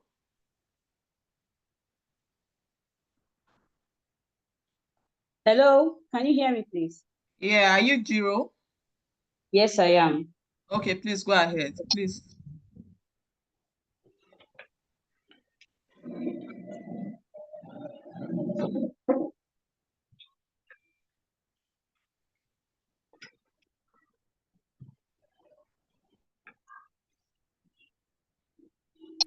Okay.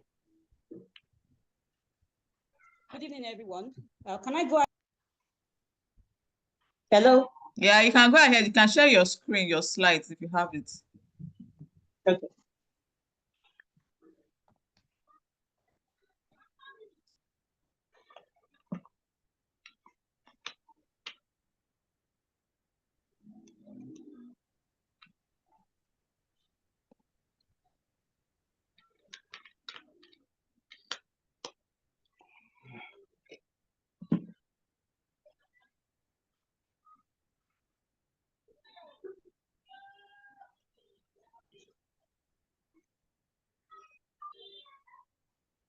Is this your slide?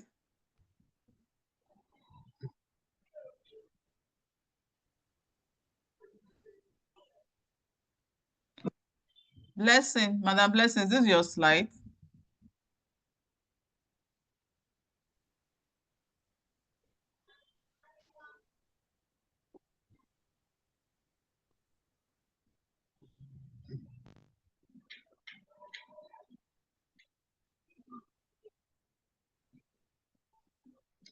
Can you hear me?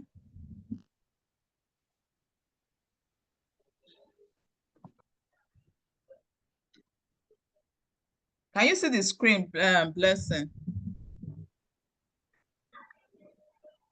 I can hear you.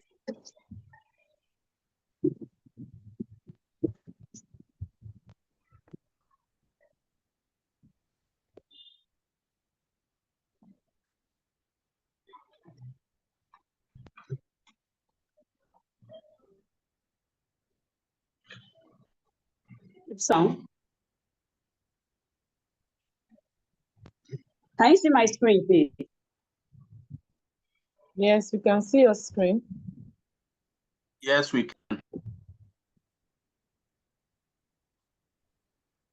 Hello? Hello?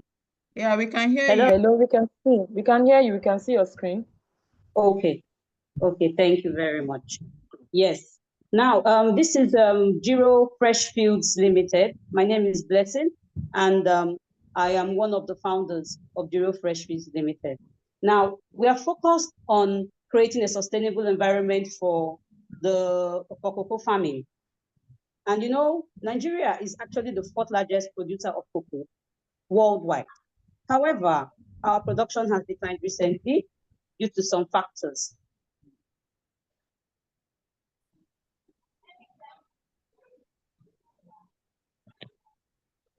And this is because the prevailing issues concerning cocoa farming.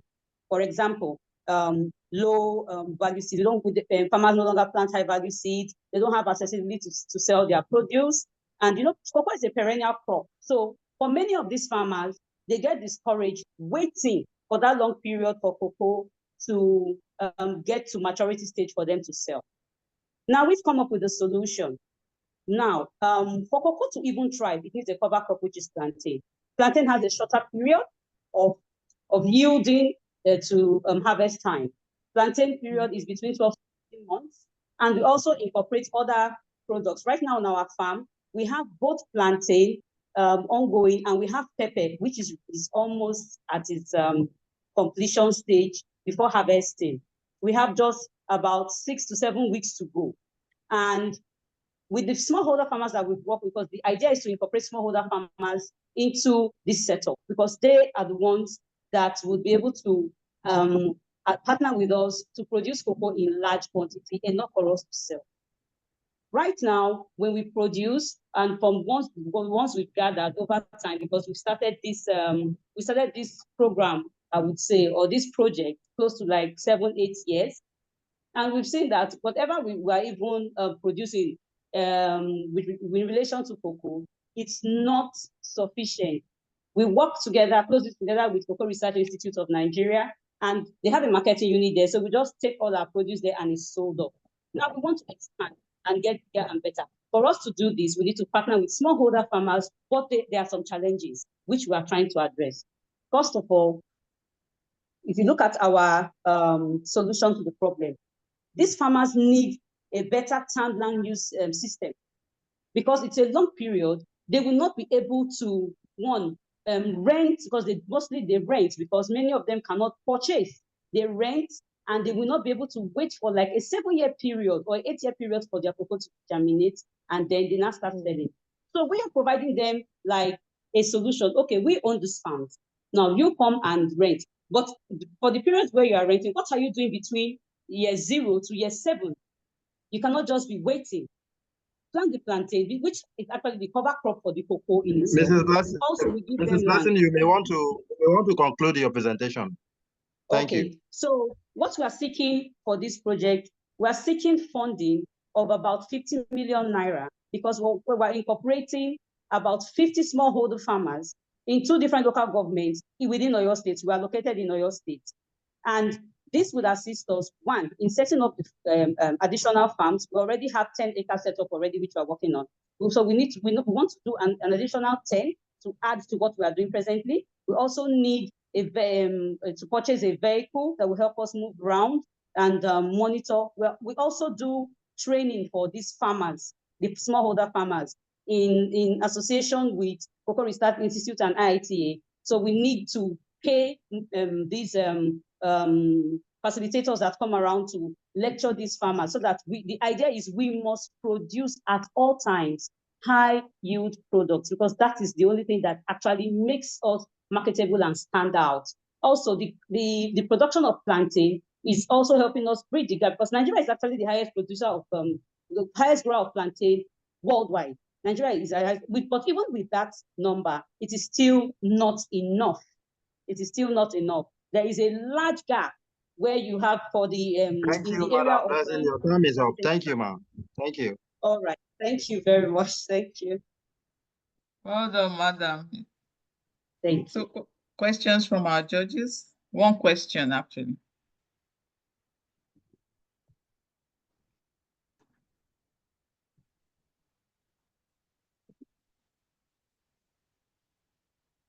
None from my side.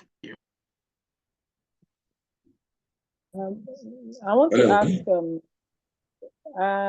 like you have said that you are training smallholder farmers. Yes. Is it the training? Is it just for smallholder farmers around where this cocoa farm is, or you are looking at reaching out to more farmers, to partner with? Because I can see you are trying to do sustainability there. So yes, I'm just asking that, how are you going to reach this farmer, the smallholder farmers, not just those people in here, because the hectares you are talking about, that's quite a lot, Then are you providing those farmers with the suckers to plant the plantain? Thank you. Yes, we do. Okay, to answer the question fully, now we are working with one local government. Now that's Ido local government, because that's where our first farm is located. And what we do is we attach them to groups, like to cooperatives, small cooperatives, and we take them in batches. So we invite these facilitators from this institute, CREAN, IITA, and NIHOT, to come and train them. Now, the training is such that at the end of the training, we target the training lapses when we are preparing the land, as in we are preparing the lands for planting, so that as the training is lapsing, they are getting what they need to plant. They need seedlings, They need first take off fertilizers. They need all of that. They need plantain suckers. So that is the process that will follow through. And at the end of the day, like now for the pepper, we're already working with logistics companies to help us, you know, because the farms are quite far.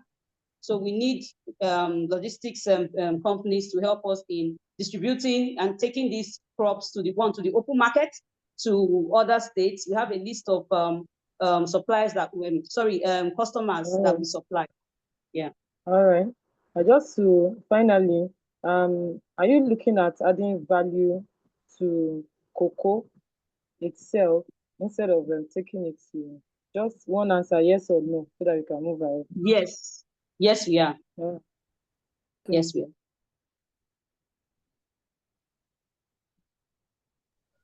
Thank you. Thank you. Thank you, Madam Blessing, for that presentation. The next person now is Mini Amlets. Mini Amlet, are you there? Mini Amlets?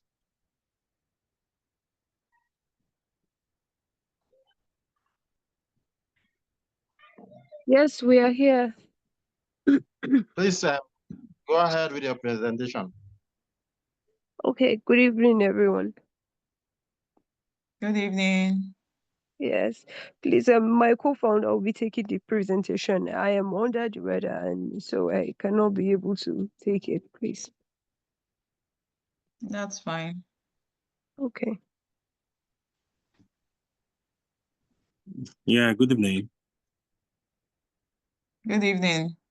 Yeah, my name is Farid. I'm standing in for Latifa for Mini Amlets. I'm a co-founder. She called me some minutes ago that she's under the weather. So I'll be doing the presentation on her behalf. And permit me to share my screen. Go ahead. Okay, sir. Mr. Sejiro, nice to see you again.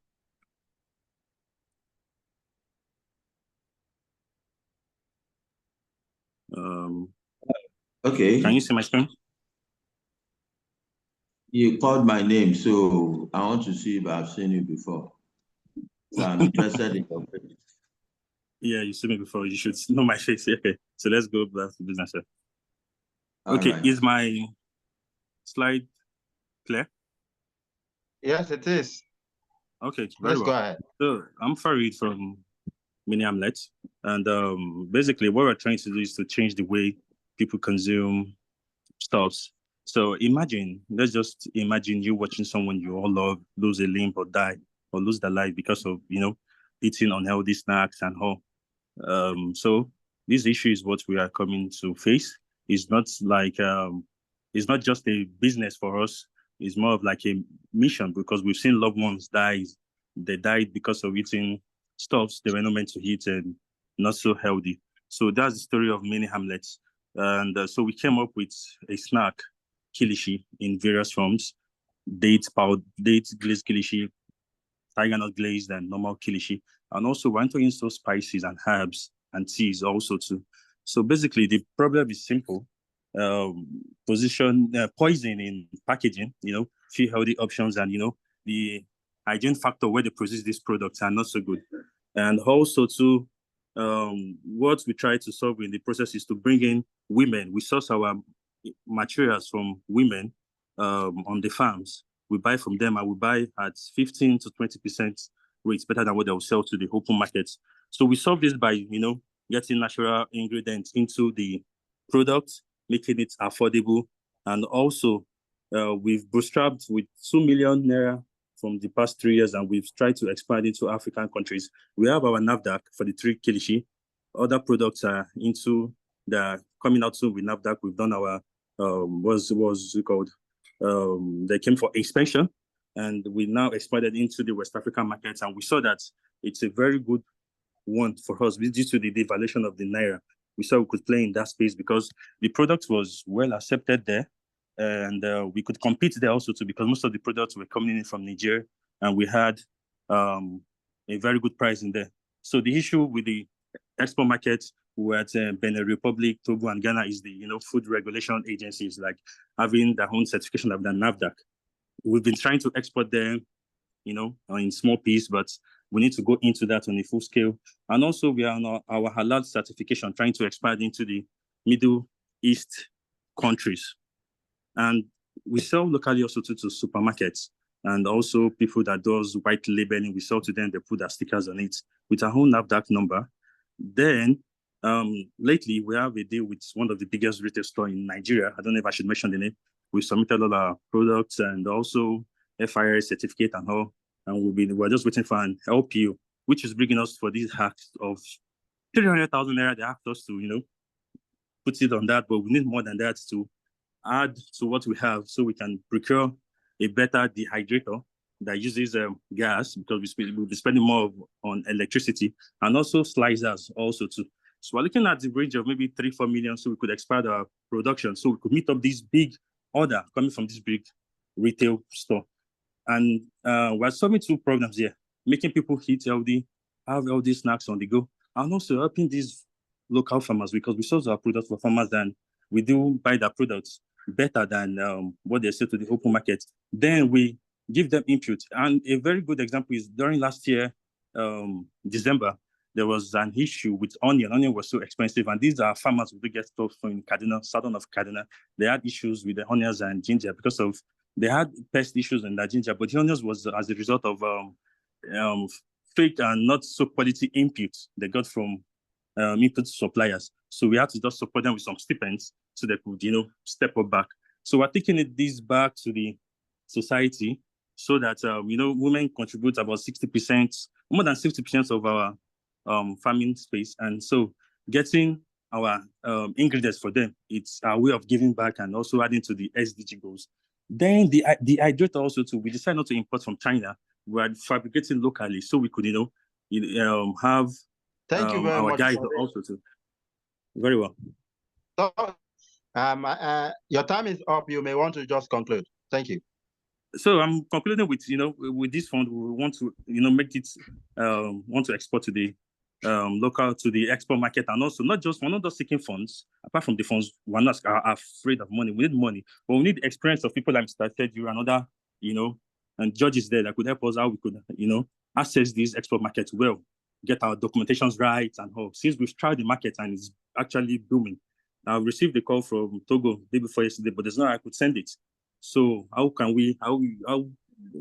it be possible for you guys to help us with that? Thank you. Thank you so much for your wonderful and insightful presentation. Judges here, you can please go ahead with the questions.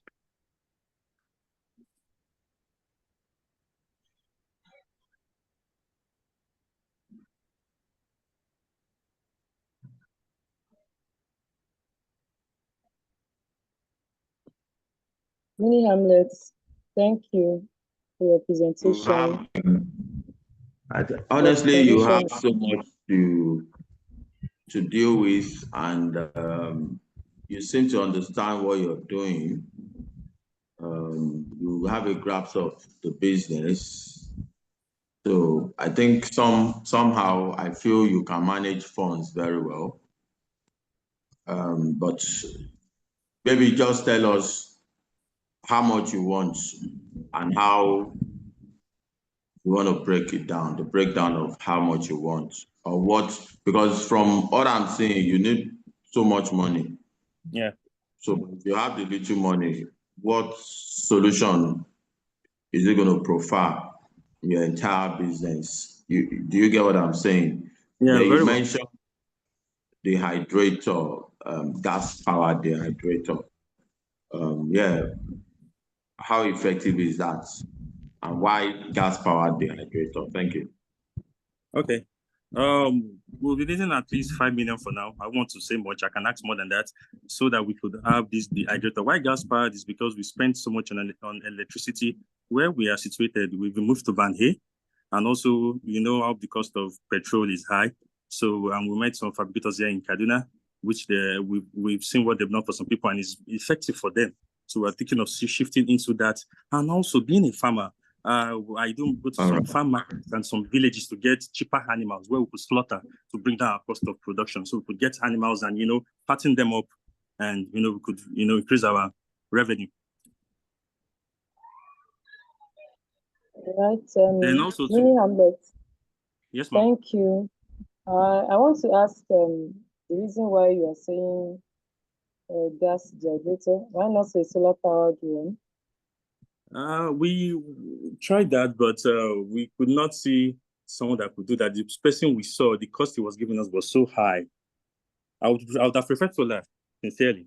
The cost was so high, So and do you know can you just tell us the effect, the difference between that solar powered yeah, generator come and again. the gas? Oh, we'll prefer the solar because once you spend the money, once you're not spending anything, and since we're looking at going into other kind of production also too, because we've seen some kind of vegetable wastage here, so we want to use that to dry the vegetables also too, take off from farmers and help them dry. So we could use that to move into other part of business. All right, thank you. Yes, ma'am.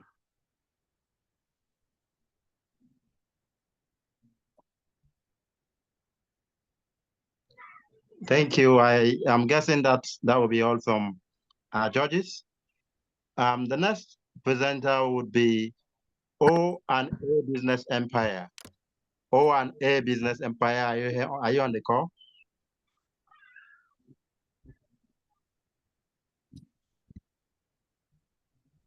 O&A Business Empire. If we don't have O&A on the call, can we please have optimal yields? O&A Business Empire, optimal yields. Yes, good evening. This is Optimal Yields. Good evening, ma'am. Welcome. Please yes. Go ahead and make your presentation. I'd like to share my screen. Let's go ahead. Thank you.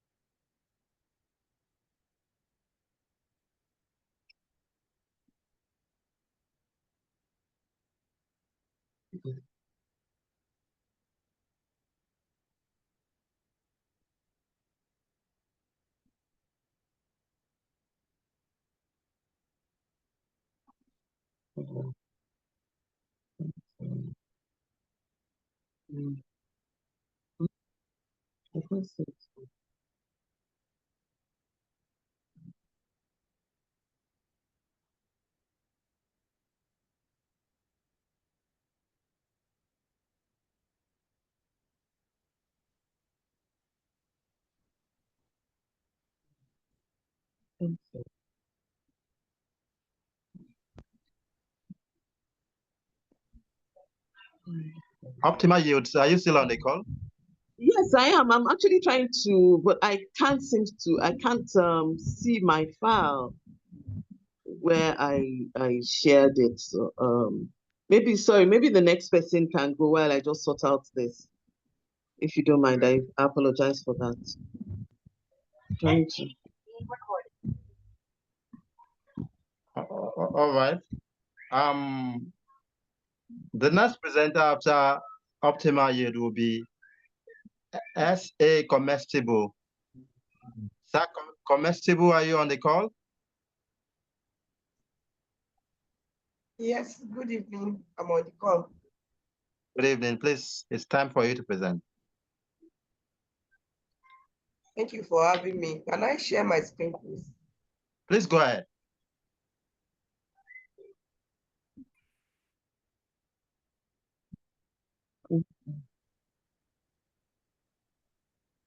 Can you see my screen? Please, yes. Yeah, we can see your screen. Okay, thank you. I'm Peleo Sururat Ayola, the founder of SA Comestible Concepts Limited.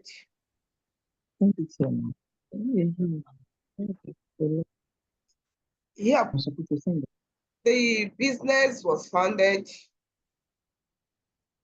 based on my story. I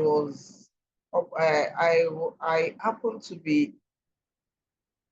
to experience severe chronic inflammatory conditions in my 20s that spanned almost a decade, leveraging a lot of clinical procedures that include surgeries that I can't even mention how many surgeries I've undergone.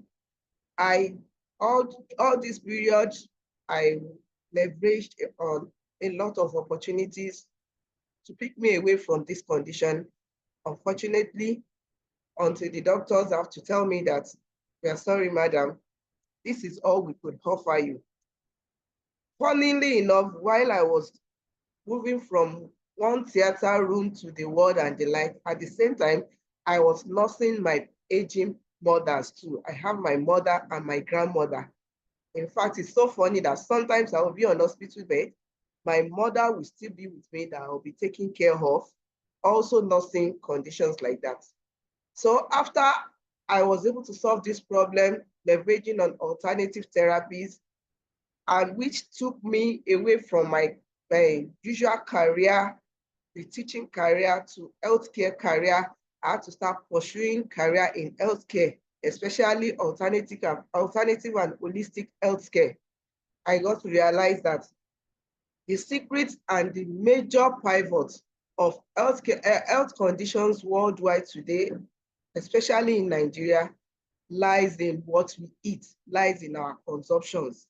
And that brings about the problem statement, which we see that 60 to 65% of global population suffers of chronic health conditions. Among them also, we also have geriatric populations, that is aging people.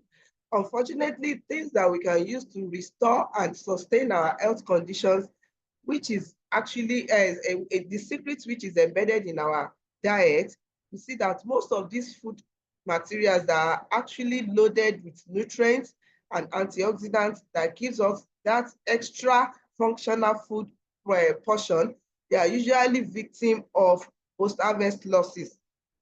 Hence our solution. So our solution is, we want, through innovative research and development and state-of-art compliance processing facilities, we are set to transform food harvest sourced from trusted farmers and distributors into nutraceutical grade grocery, reducing post-harvest losses according to SDG 1 and 2, while providing high-quality nutritious products for health-conscious individuals, patients with chronic conditions, and geriatric population in accordance with SDG 3. So our product overview. While I was healing, I was able to categorize the products that we see that people indulge in today that are predisposing them to these health conditions into 4 categories. And then we started to pick up products under it so as to validate and then certify. And our first category of products is the foods, beverages, and snacks. Particularly, we have been able to certify 4 products with NAFDAC under this category. We have the essential oils and tea, we have the non-gluten and healthy flours, and we have the non-MSG condiment spices.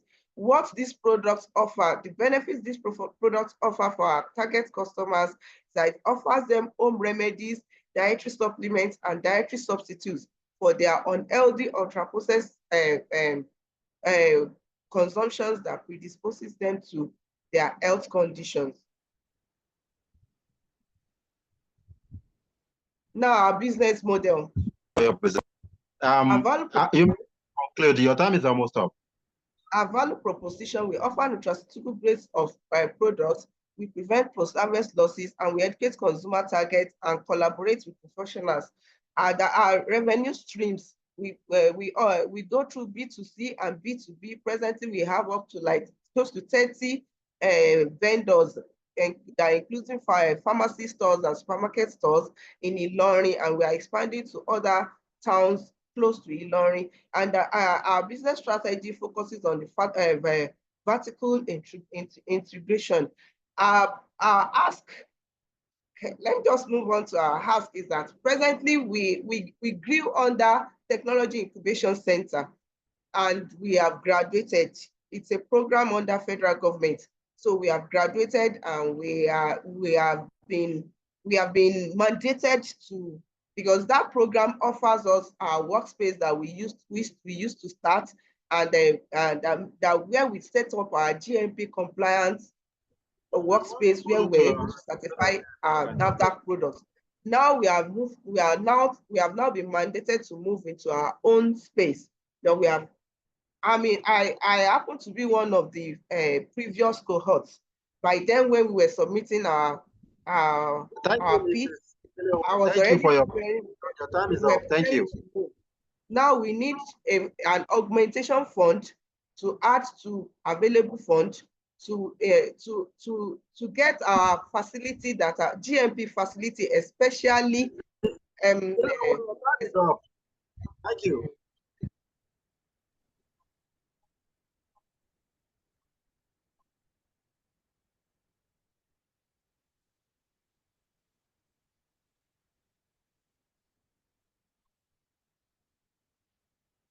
Any questions from our judges for Madam Ilowo? Well done, Madam. Thank you very much, Madam Ayola, and thank you also for that touching story. I'm just curious, looking at,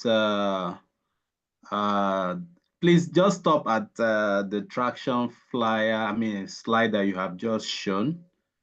Yes, so I would like to know, have you any customer validation, any feedback from your customers? Yes. Thank you. I'd love to hear more about. We have loads of feedback from customers. In fact, we have feedback from medical experts. We have some medical experts that are taking interest in using some of our products for clinical analysis, and they're already giving us feedback from even unpublished analysis.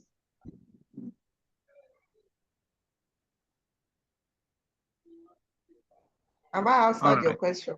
Thank you. Thank you. Hello, SA Comestible.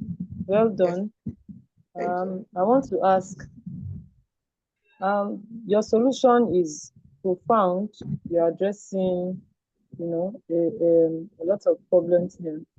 I want to ask, since this is a fantastic solution, like you said that you have done customer validation, how can you take this to the next level? As in, how do you want to scale this? What method do you think, or maybe it's in your milestone that is still futuristic, that you think you can use to actually take it to the next level? You have mentioned the Can't do very well, Ma. You are talking about our growth strategy, our growth targets. Mm-hmm. Yeah. Hey. So here is our growth start. Now we are just, let's say we are just a fresh graduate from Technology Incubation Center, and now we have moved into our own space. So within this year, 2025, we have started strengthening our local market dominance, where it is this year that we were able to expand our reach of vendors to up to 30 at the moment. By the next quarter of the year, we are planning that we want our dominance to be well profound. By next year, we'll be moving on to that. We want to start. I'm already on my journey to register for National Export Production NEPAC, so that we will be able to leverage on export opportunity, and through that we'll be able to enter the international market. All right. Okay, hello. What I'm trying to say is, even within your space, how are you creating awareness for this to take it to the next level? When people around you are really aware of what you are doing, since the local content, have you ever considered using maybe your social media? Yeah, we use our social media pages, our Instagram, our Facebook pages, our LinkedIn. We use them for ads. We use them. How do you do that? How did you do that, ma'am? We post on our social medias. We run ads on our social media, our WhatsApp pages. We are trying to leverage on those opportunities to reach out to local and international. However, we don't wait there, because our target markets mostly are those are close to the clinical issues. That's okay, ma'am. It's just okay. It's just okay. What I want to ask now is, are you doing educational content? Because yes, I'm just trying to open your eyes. Can you please let me please, ma'am. I'm trying to open your eyes to, have you tried educational content in such a way to reach a wider audience? Yes or no? So that you won't go. Yes or no? Educational content. I will say yes, because most of the All times right, when we it's okay. create content, It's okay, so that we can move. It's okay. I just want to know. Thank you, ma. It's okay. Mr. Dare, we can go to the next person. Thank you.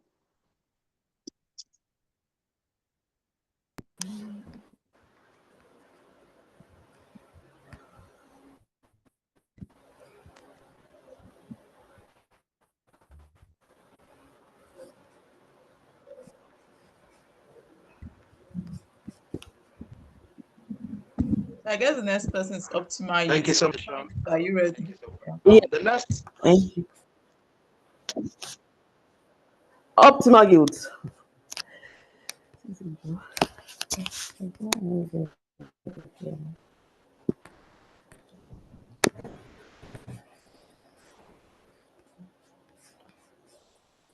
Just 1 minute. I'm trying to share my screen.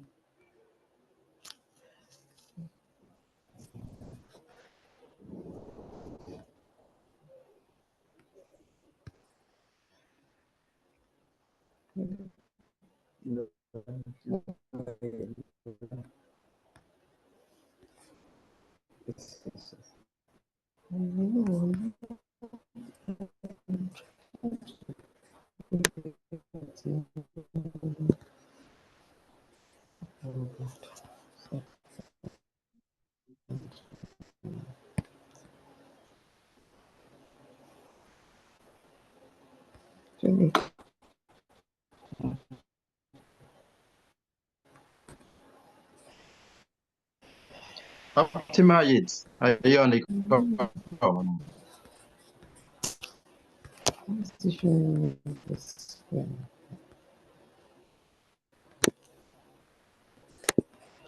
Sure.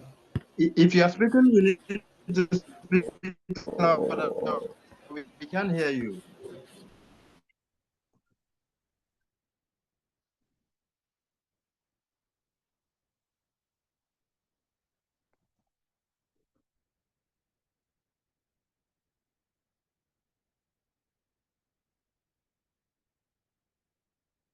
Optimal Yield, is this your slide?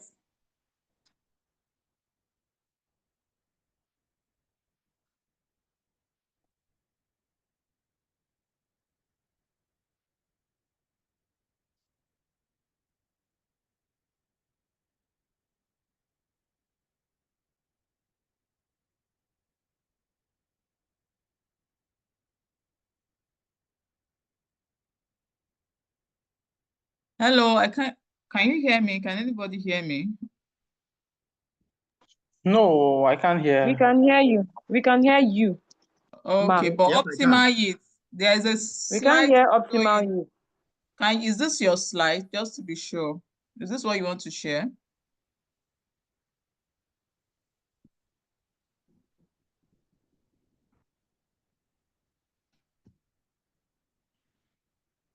Damilare, let's go to the next person.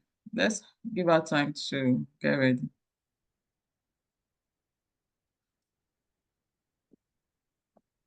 Okay, I think she's she was out of the call. She just joined back.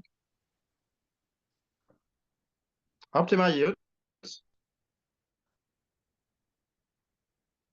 Okay, while we are waiting while Optimal yield is preparing to present, can we please have SME Marketplace Nigeria? Optimal Yields, are you ready? Hear you now. This your slides sharing on the screen. Okay, yes, it is. Okay, please go ahead. Okay. Okay. My name is Titi Olopade of Optimal Yield Bills and More. It's a pig processing and pig farming business, and we are passionate about delivering exceptional. Sorry, please, can I start again? I'm getting interruptions. Sorry, please, can I? Please. Yeah, because you're joining on two. We can see you on two. Yes, I'm trying to.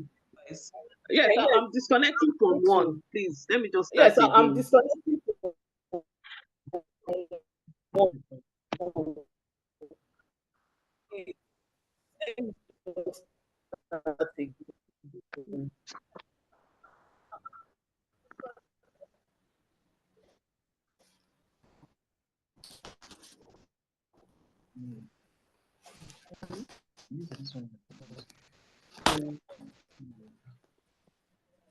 Hello?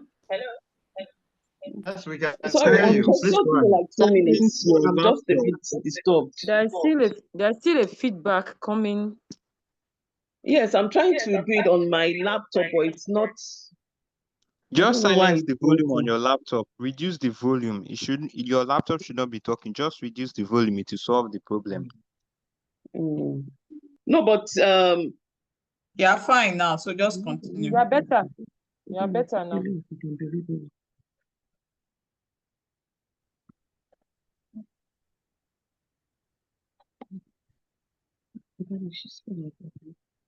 Optimal use, you can go ahead. Just look at the screen. Your slide is already presenting. Yes, I'm coming. Sorry, 1 minute. Oh,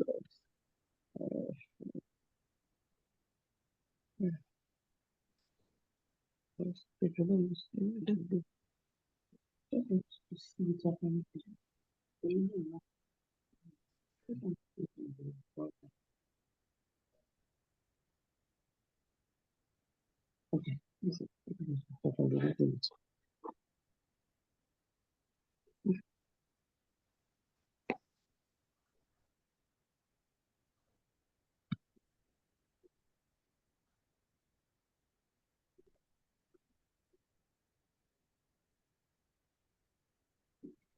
SME Marketplace Nigeria, please get ready. You are presenting next. Okay. Sorry about the interruption. Sorry about the interruption. Okay. My name is Titi Olokwade, the CEO of Optimal Yields, a Nigerian-based pig farming and processing company. We are transforming Nigeria's pig industry with sustainable farming practices and high-quality products. At Optimal Yields, we are committed to exceptional service and building lasting solutions. Okay. Now, what is the problem? We have a significant problem with disease outbreak in the industry, low productivity, limited access to market, high input costs. And of course, on the consumer end, we are looking at, people want to eat well. People are more conscious of what they eat these days. It's not just business as usual anymore. So that is also a problem. People are very wary of just eating anything. And people also want convenience. They want something that, it's ready-made at their disposal, because we have a lot of people with busy lifestyles, and all what they need is something that is convenient and handy for them. Now, what is the solution from Optimal Yields? We are addressing these challenges by producing safe, healthy meat through organic farming. We had an experience in between 2020 and 2022. We lost almost all our pigs to the dreaded disease of the notorious, I would say, African swine fever. It's pathetic because it's just, you watch your animals literally die, and there's absolutely nothing you can do about it on that issue. So it has also made us to look inwards to say, what can we do? They said prevention is better than cure. The virus disease does not have a cure. So what we are looking at is feeding them right from the beginning, so to build up their immune system. And so when these diseases come, penetration is difficult. So we decided we're going organic, and which we have started. We've also started ready-made, because for us, that's between 2020 and 2022 was a turning point, because we found out that we had, there was just a single market, and we were selling live weight. We were not processing. And so that informed our decision to start processing. And of course, that was a wide market for us, which was fantastic. Now, who are our target market? We are selling live weight to middle agents and wholesale sellers. We're also selling the pork, that's the pork product. We're selling to institutional buyers. We have hotels and restaurants. We have retailers as well, supermarkets are there. We have the low income cadre. You understand? They have their characteristics, mostly between the age of 18 and 65. They want something that is affordable. They place more value on the amount than, on the products in terms of, but also we have the high-end consumers who are between the age of 25 to 55. They are very health conscious. They want to eat well. They prioritize health and wellness. And then, of course, we have the export side, which is coming on board. We haven't started that, but we're looking to start that. Now, what is our competitive landscape? We monitor from breeding to farming and the whole process. We ensure strict control in what our animals inject. Of course, we also dwell on biosecurity measures and all. And of course, in terms of our production, we try as much as possible. Our processing facility is coming up. We're not yet there yet. That's where we're seeking the grants as well. We're not yet there. You can see the packaging on the other side. That is our packaging up there, and that is where we want to be below. Our packaging is far from where we want to be, and that is our destination when we're looking at packaging. Now, this is the business model. We're looking at the business model. This, of course, is also the facility we're looking to have in mind at the end of the day, and all in facility where you have that silos and you have your time is almost up. You may want to conclude. Thank you. Yes. And I'm afraid your time is almost up. You may want to conclude. For us is that we need funding, and we're looking at just a minimal to start with, 15 million, because we need to buy crates, we need to buy machines for our processing units, and so we're just looking for 15 million to kickstart it. Of course, we have our own funds as well. So coupled with our retained earnings and our cash at hand, and whatever grants we're able to get in around the sum of 15 million, we're good to go. Thank you very much. Thank you so much I can feel the passion that you put into that presentation. Thank you once again. I'll let our judges take it from me. Our judges?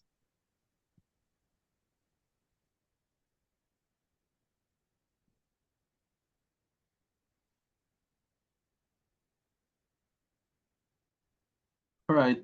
Thank you very much for the wonderful presentation. And I'm asking myself, are these pictures real? They are too beautiful to be real. Okay. That notwithstanding, I want to ask you, what is the unique proposition of your business, knowing fully well that there are many pig farmers out there? What makes your own optimal yield stands out? Thank you. Thank you very much for that question. Yes, we have a lot of pig farmers, but we rarely have farmers that are processing. That was the problem we had, and that was the problem I identified, and I looked at it, because between the year 2020 and 2022, all of us were pushing our products out to just more or less like a single buyer. And that's why we had people coming from Warri to come and buy it live weight. We had people coming from Cotonou to buy live weight.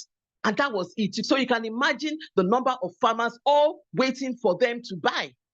Hardly will you find farmers that are processing, pig farmers that are processing to pork.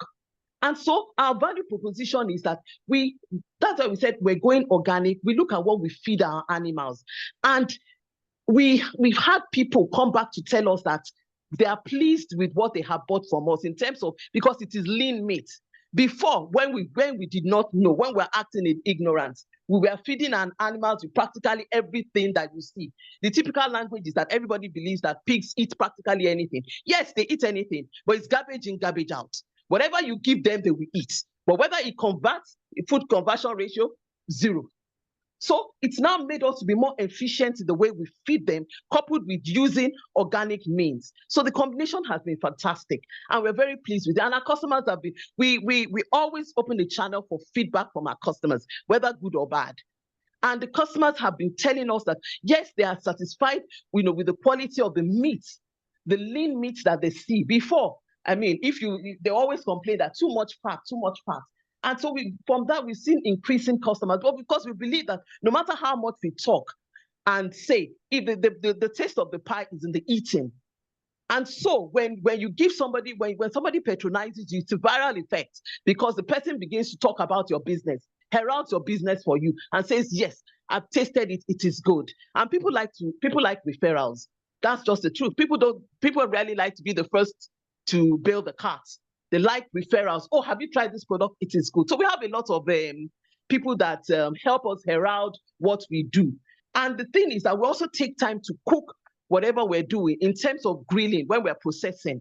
Now we process, we grill, we smoke, and we slow cook.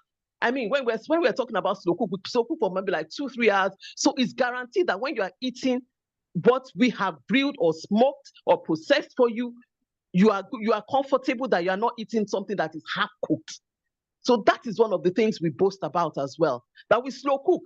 And it's additional cost for us, but we're satisfied that any day, anytime, you can eat this meal without being scared that it's half cooked. And they scare the typical something that people believe that pigs have worms and everything. You are good to go. So it's a ready-made meal, and we do that. Thank you, sir. Thank you. Over to you, Oluwadamilare. Hello. Quick one, please. Yes, sir. All right. I like the presentation. There's something piggy about it, about say. And you seem to understand it very well. So I just want to ask a question, since you have a grasp of, because my major interest is to have people pitch at the marketing end of the agri value chain. Do you understand? Yes. Which drives production down the line and help farmers reduce the post-harvest losses, challenges they have. Do you understand? So yes, I do. I like what they're doing for the pig sector. So I just want to ask something quickly, that we have dairy products from cattle. We have what's it called? Goat's milk, sheep milk. They use it for all sorts, and they have these. What's this? Their breast called? No. The teeth. They have just 2 teeth, 3 teeth. Do you understand? Now pig has more than that. So do you get milk from goats, from pigs too? We haven't tried that, but we get oil, lard, and lard is about one of the best oil in terms of cooking or baking. Lard oil from pork. We get oil. So that's please take your research further. Maybe we can get milk from pig too. Got it? But what we also get from pigs is that their feces, because their feces are usually, and we're using that for biogas. That's at Ukaru. We're using that for we're setting up a biogas plant using their feces. I'm interested in the milk. So no problem, sir. We will do that. On it and taste it and let us know. Thank you, ma'am. Okay, sir. No problem. Thank you so much, sir. Thank you. All right. Thank you. Okay. Thank you so much, Optima Youths. Just like Mr. Sejiro said that the presentation was piggy. Thank you so much for that wonderful presentation. I'd like to call on, you're welcome, SME Marketplace Nigeria. If you're up, please, it's your turn to present.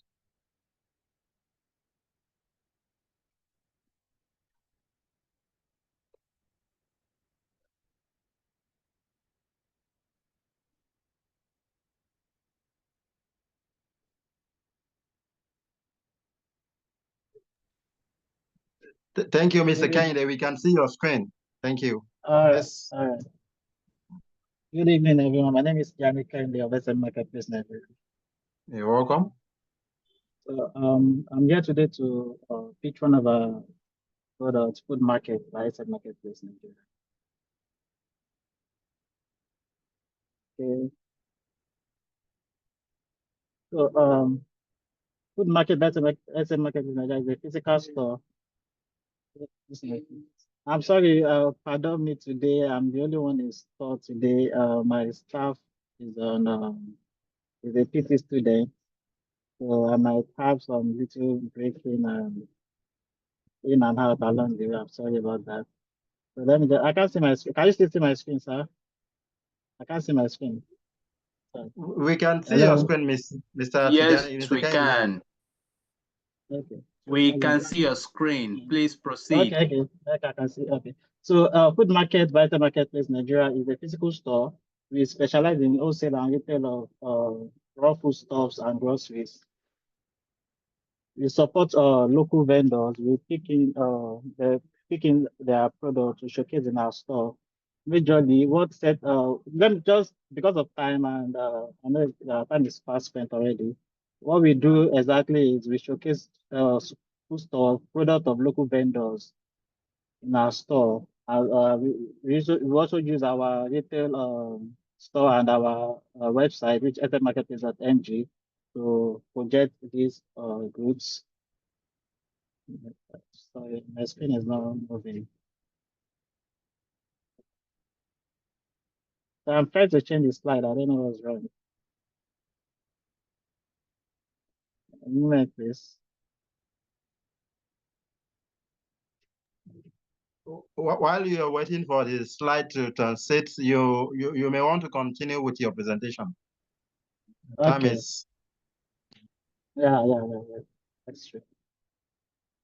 So, what is the problem is that Nigeria food supply chain is fragmented, making it hard for local producers to reach consumers effectively. So, what we do, our solution here is that we source directly from local farmers and food processors. We reduce the middleman cost and we showcase in our store. So that is basically what we do. And on the long run, as time goes by, we intend to transition into, let's say, a food pharmacy where we know we have organic food stuff and people with health issues are demanding for those kind of products. So we intend to transition to what's called a food pharmacy, where we have a nutritionist or a dietary right that will prescribe, like they are prescribing drugs, we prescribe food for those with health issues, obesity, diabetes, and so on. And they get everything organic and locally made food. That's where you get from our store. And one unique thing about it is that we tend to position it in a way that what we get from, if we plan to have multiple cluster stores around the country, but what we get from this store is not what you get from another store, because we intend to showcase product from that local community alone. Only if there are some demanding products we then get from maybe the neighboring community or state.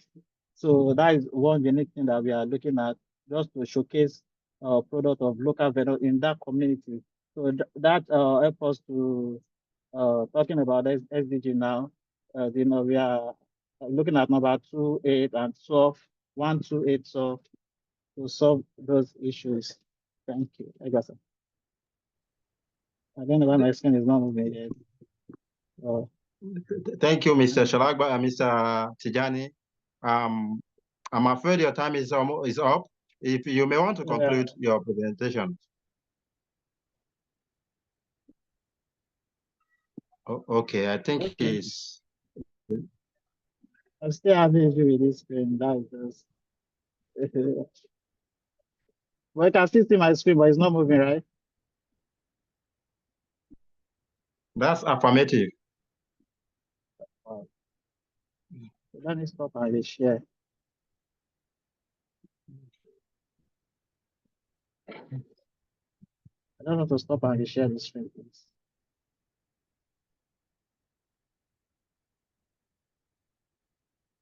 Okay. All right. So from this slide, there's this picture of my store here. You may want to conclude, Mr. Tijani. Okay. So I've said most of the things. Our value proposition, I've said that.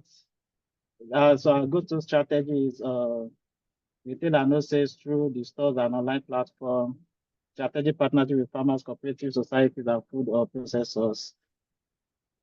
So that's mostly all, sir. I'm open to questions now. Thank you. Thank you very much for your presentation. The judges will now take questions.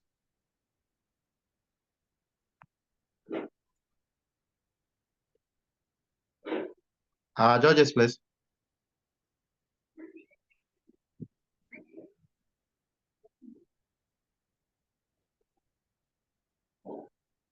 None from my side. Thank you. Thank you, sir.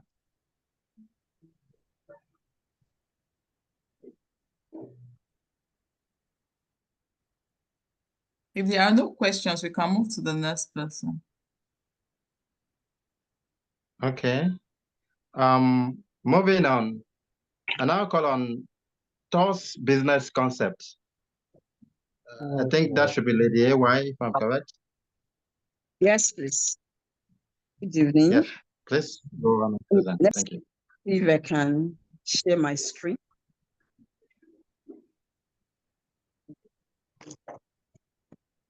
Come in.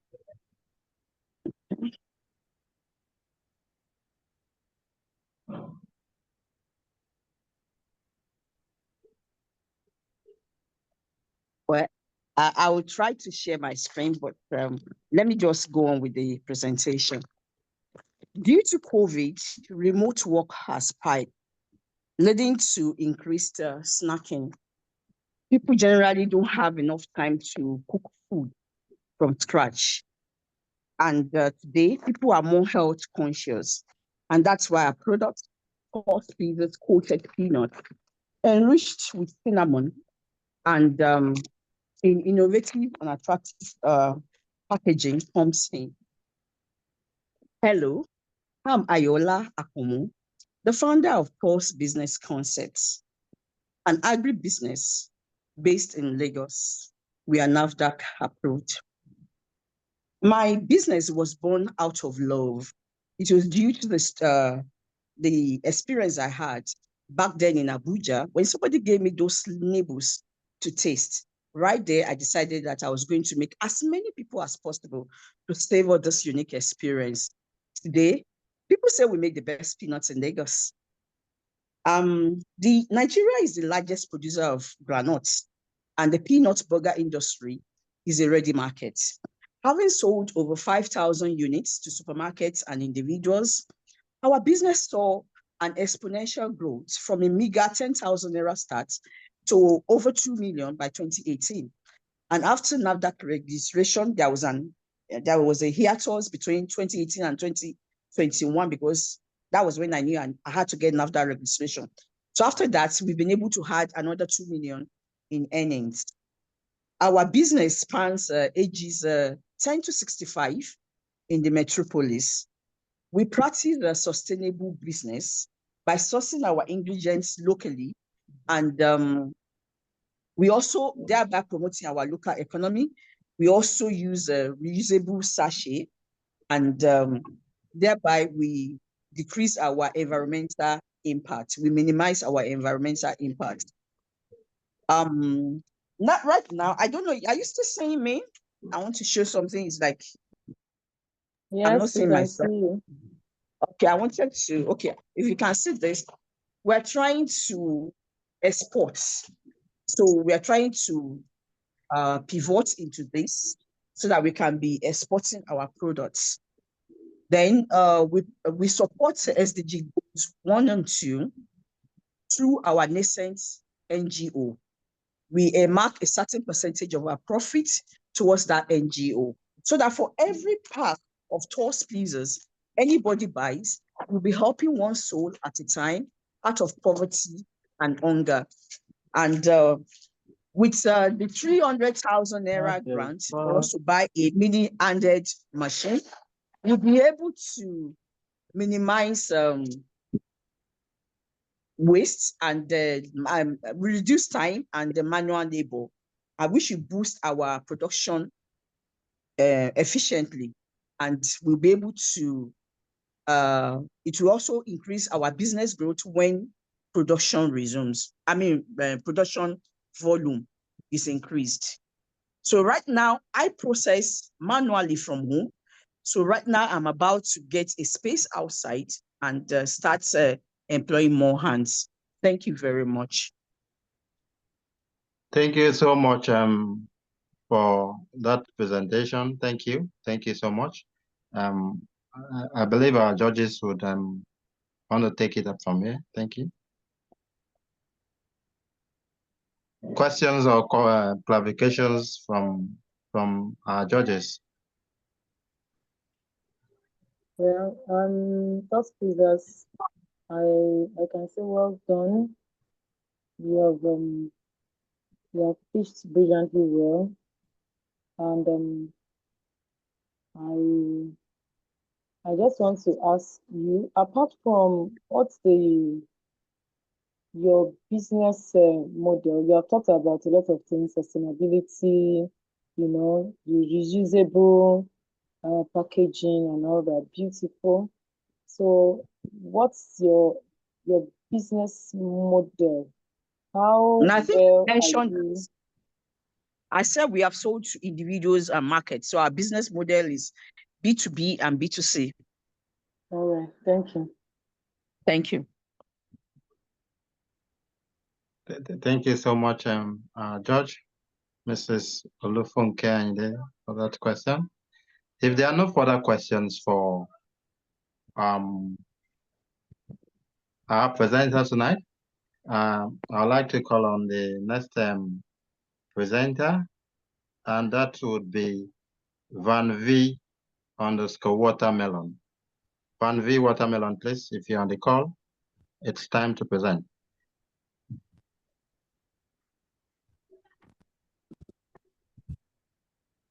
Good evening, everyone. Can you see my screen?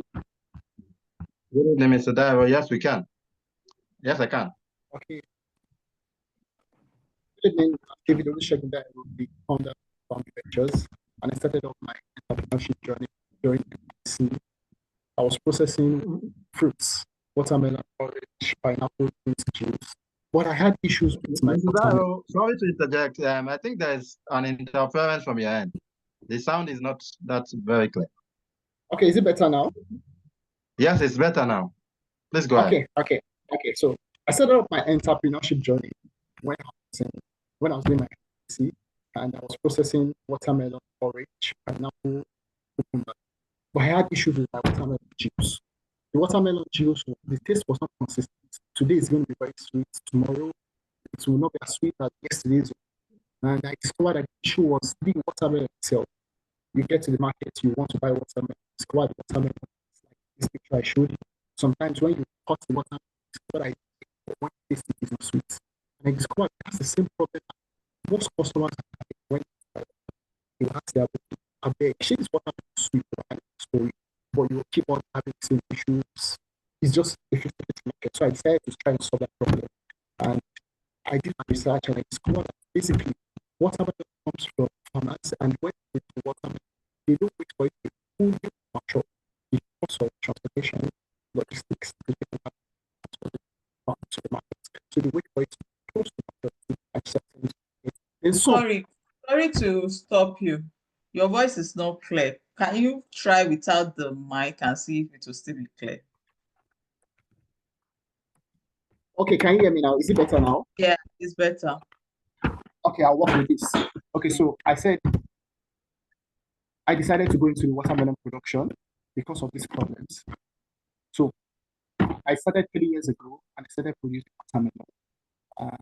The journey was very difficult, but I was able to succeed and we found a way of doing it. We planted, we decided to do it with irrigation. We discovered that majority farmers produce watermelon with just right. So we tried to ensure that we have improved economic practice that ensures that we have quality fruits. Then good inputs ensures that we have good taste, consistent, sweet watermelon, good shelf life. Then we have closeness to markets. We are very close to the markets, and because we are close to the markets, we wait for our produce to be fully ripe before we send it to the markets. We are in Oyo State, so our target audience is Southwest Nigeria. So what's our However,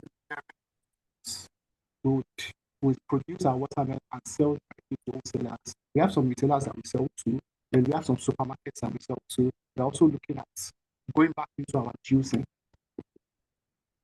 The global market of watermelon is about as of 2023 was about 78.5 billion, and is expected to rise to about 99.5 billion in 2030.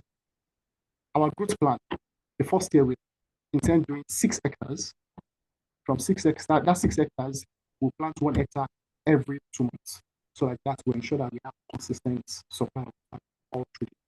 Then the next year, we're also increasing it to 2 hectares every 2 months. That makes us have 12 hectares. And we focus on distributing to retailers. We'll start introducing retailers and expand to more supermarkets. Then we start introducing into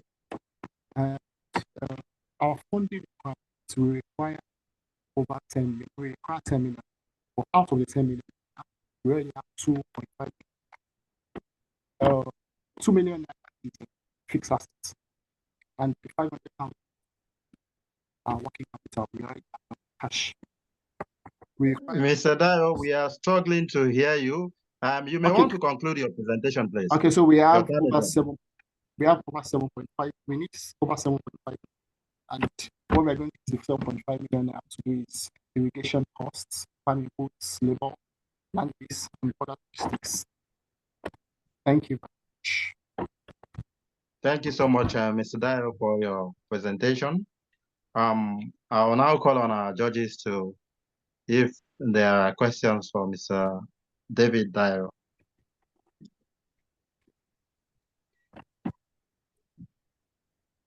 I don't have any question. Thank you. Thank you, Mr. Sufanke. Dr. Shito, Mr. Sergio, Dr. Femi. No question from my hand as well. Thank you. Thank you so much. I think I'm fine. You should move on. Thank you so much. It is now the turn of Verity Talk Store and Restaurant. Verity Talk, are you on the call? Yes, sir. I'm on the call, sir. Please go ahead and make your presentation. Okay, sir. Please, I would love if you can help me from your end to put my slides on there, because I've been finding it difficult to do that. I don't know, maybe you are hearing me, sir. I think you should have made that request earlier so that I would have been prepared. It's not, probably we can allow, if Zimland Global Ventures is ready, maybe while that person is presenting, I can go fetch your pitch. Is that okay? Thank you, sir. I appreciate that, sir. All right, thank you. Zimland.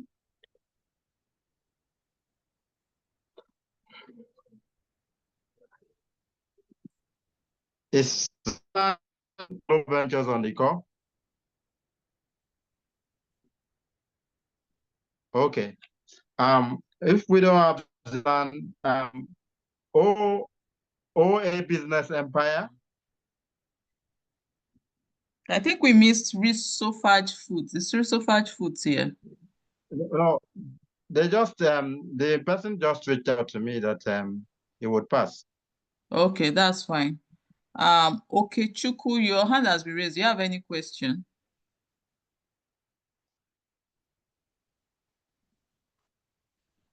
Or it's just a mistake? I have Verity Stock.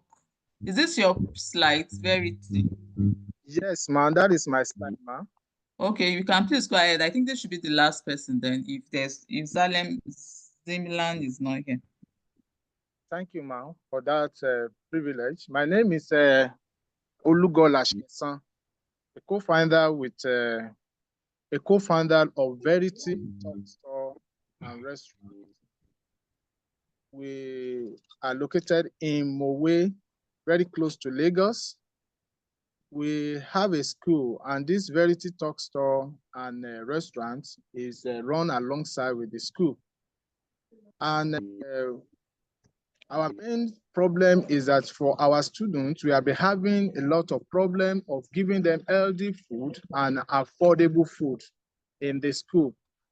Those people that are to sell, they are hawking, and some of them, they are not hygienic. And that is the reason why we look into it, that we need to set up in the school for them so that they will be consuming healthy food and affordable food at the same time. And that is the reason why we provide that solution to have it for the students, the healthy food and affordable food in the school, and at the same time for the staff.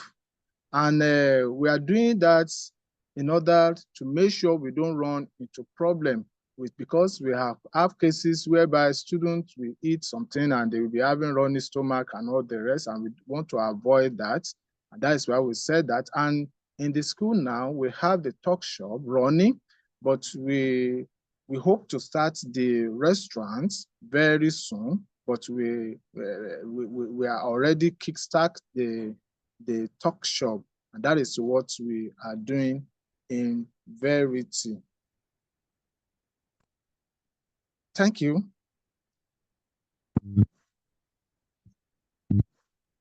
Thank you very much, Mr. Shala, for that presentation. Chesson. Sorry, pardon, Mr. Chesson. Thank you for that presentation. I don't know if there's any questions or clarifications from our judges.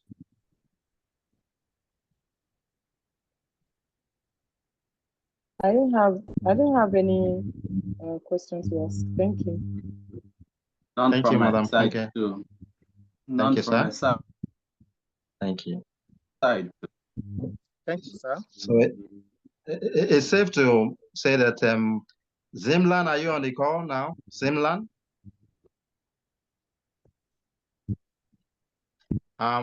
Double cakes, double glory cakes. Okay. OA Business Empire. All right. If there's any presenter on this call who is here to present, now is the time to do so. You may want to raise up your hand.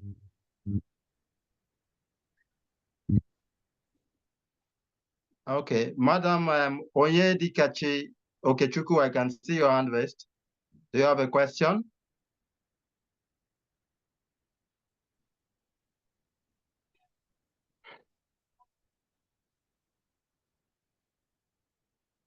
Okay.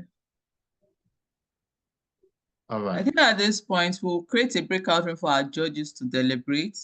We'll add them to that, and we'll give them about 5 minutes for them to conclude this. I guess, is that right, Damilare? That's fine, ma'am. Okay.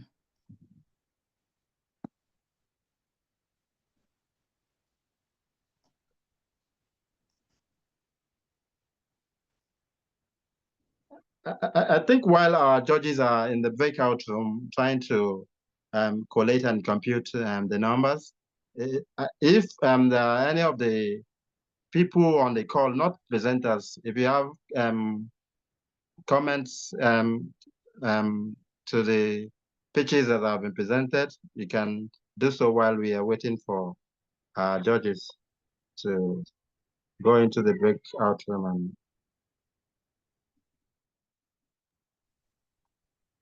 I think I have a comment.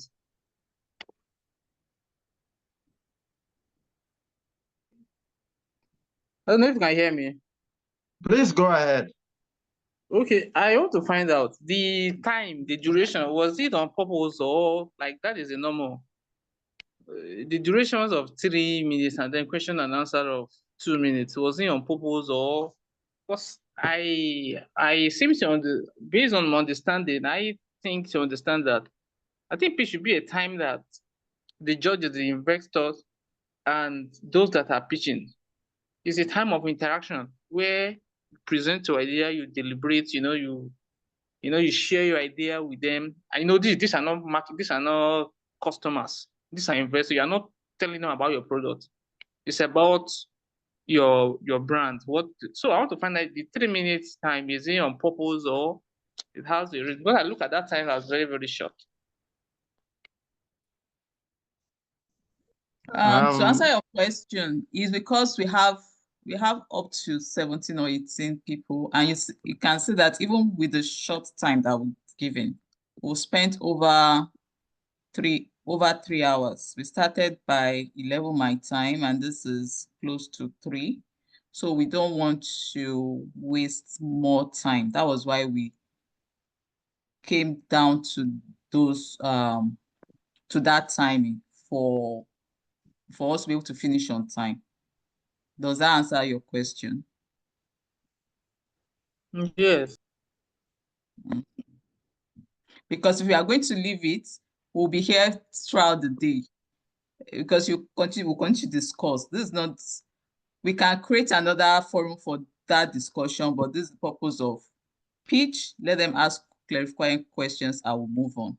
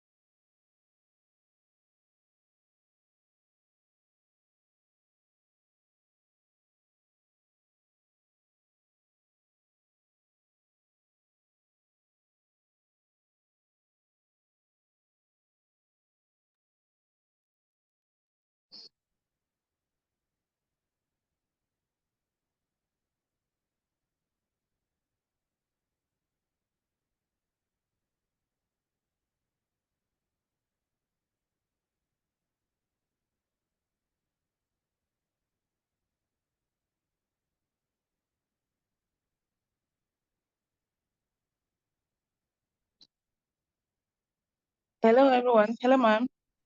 Hello. So, yeah, it's Onyedikachi. Okay. Yeah, there's an observation I noticed while we are all presenting. When I look at the problems we identified and the solutions, looking at them, it seems that the money needed is more than what all of us requested. And I wouldn't know why. That's why there is a particular guest that asked the question, are you afraid of money? Mm-hmm.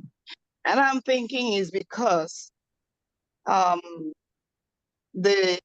money that is being given as a grant, everybody is afraid of, is trying to look at that money before they make a request. But the plan of what we want to do, our proposals for the business to start, seems to run a million. So I don't know how this team will try to take care of that, because, you know, when you want to make a request, you look at the weight of the person you are requesting. That you wouldn't carry a mountain and give to someone that will break that person carrying it. That's what the way I'm looking at it. But I don't know what this team looks at it in that way, so that it will be more realistic. I don't know.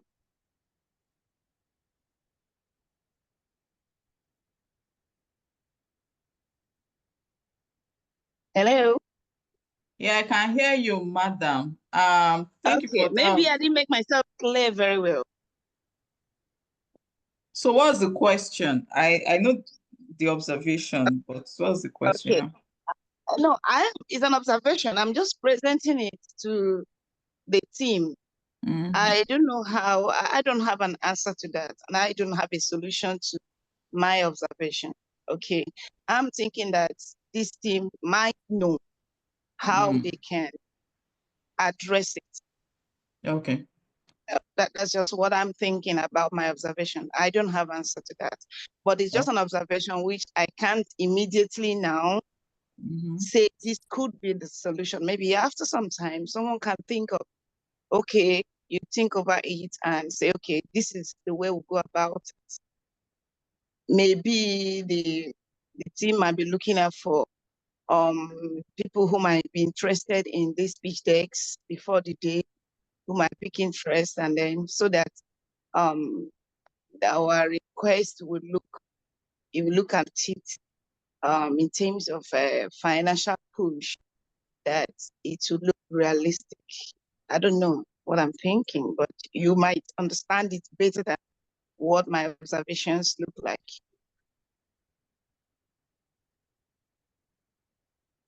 Okay, thank you for that observation. We'll take it into consideration as feedback.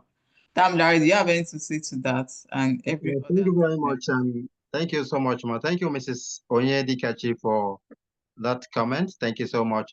Well, I'd like to say that let me start from the last point you made.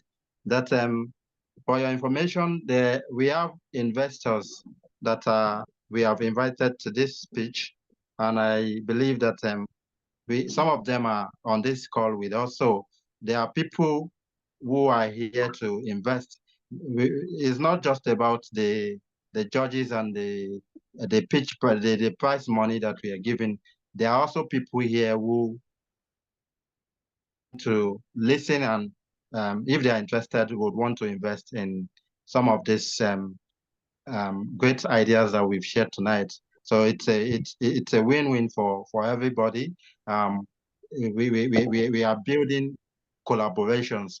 So to answer your other question, I like to say that you have to base your ask on real needs. You want to calculate how much you need to reach your next major milestone. For example, maybe you're at the ideation stage and you want to go to product launch, or you want to scale, or you are entering a new market. How much would you need? Then if you have calculated how much you need, you can then break it down. You can break down your use of funds, show exactly how you're going to, for instance, if you need, for instance, ₦1 million, you can then break it down to, okay, the 200,000 will be going for this dehydrator, another 300,000 will be going for NAFDAC registration. So you can break it down and then you can fit it into the money that is available, what you're pitching for. For instance, you're pitching for 300,000 for this grant. You can then tailor your ask towards maybe the next item on your program is to register the NAFDAC, to get NAFDAC certification, and that will cost about 300,000. So you want to state how much you need, how much your business needs, and then you want to break it down and say, okay, if I get this 300,000 now, I can use it to this purpose. I believe I've answered the question. Yeah. Thank you very much. You've answered me. Madam Oyedikachi? Yes, sir, you've answered me, sir. Can you hear me? Sir, can you hear me? You're welcome, ma. Okay, thank you very much. Oh, Mr. Shagun, can you hear us now? Mr. Shagun, can anybody hear me on the call? I can hear you. Okay, Mr. Shagun, you might want to log out and rejoin the meeting. Probably it's from your hand. Okay, thank you so much. If there are any other questions, comments, observations that we want to share while the judges are collating and putting the numbers together, comments from non-presenters, observations, now is the time.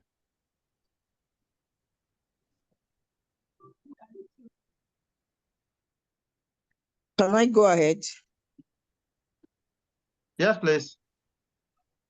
Okay, thank you very much. I also want to add to what the last speaker said about investor. I want to say that perhaps we can also look, because like the last two speakers actually, also Damilare, what he said now is about collaborations.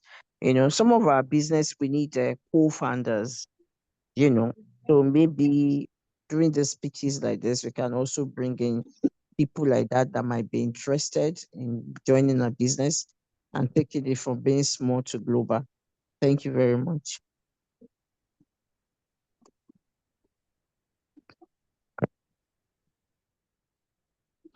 That's a great observation. So the idea is ask for people that want to join businesses as co-founders as part of the ask, or create a separate avenue for where to be able to get co-founders. Okay. Now I'm just thinking, I'm based on what you said, is that what? Okay. I was just thinking that, subsequently, you Okay. can also look, Yeah, that's great. I see Abigail's hands raised. Abigail? Yes. Good evening. Good evening. Yeah, I just wanted to say that the presentations were very good, and I believe that if most of them, that's like I don't know if I could mention the ones I was kind of interested in.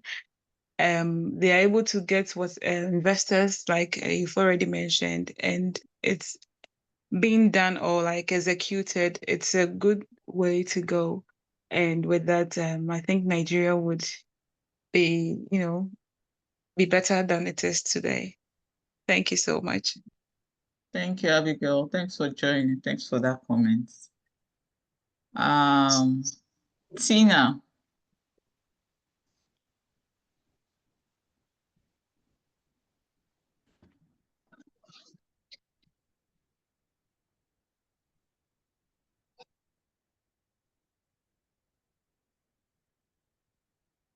Tina, your hand is raised. Okay, Chuku, your hand is still raised. I don't know if that's a mistake. Sorry, I've tried to lower it, but all the same, can I ask a question?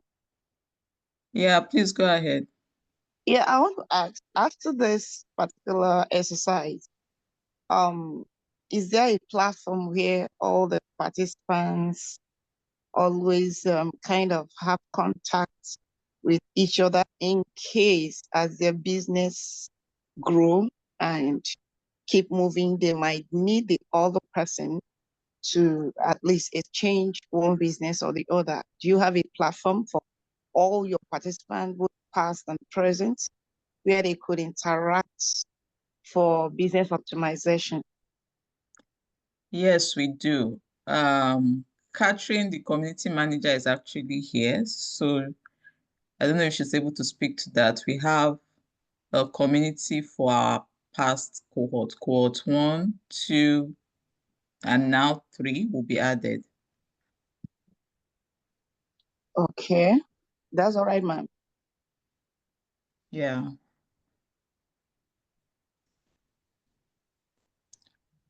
Tina, your hand is raised. Then there's Abel. Abel, your hands have been raised for a very long time. Can I lower that time? Ooh.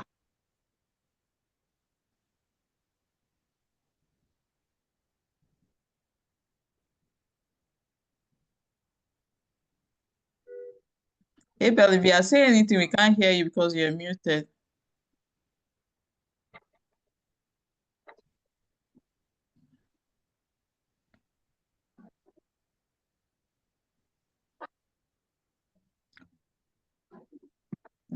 The next person here that I see the hands raised is... Okay. Good evening.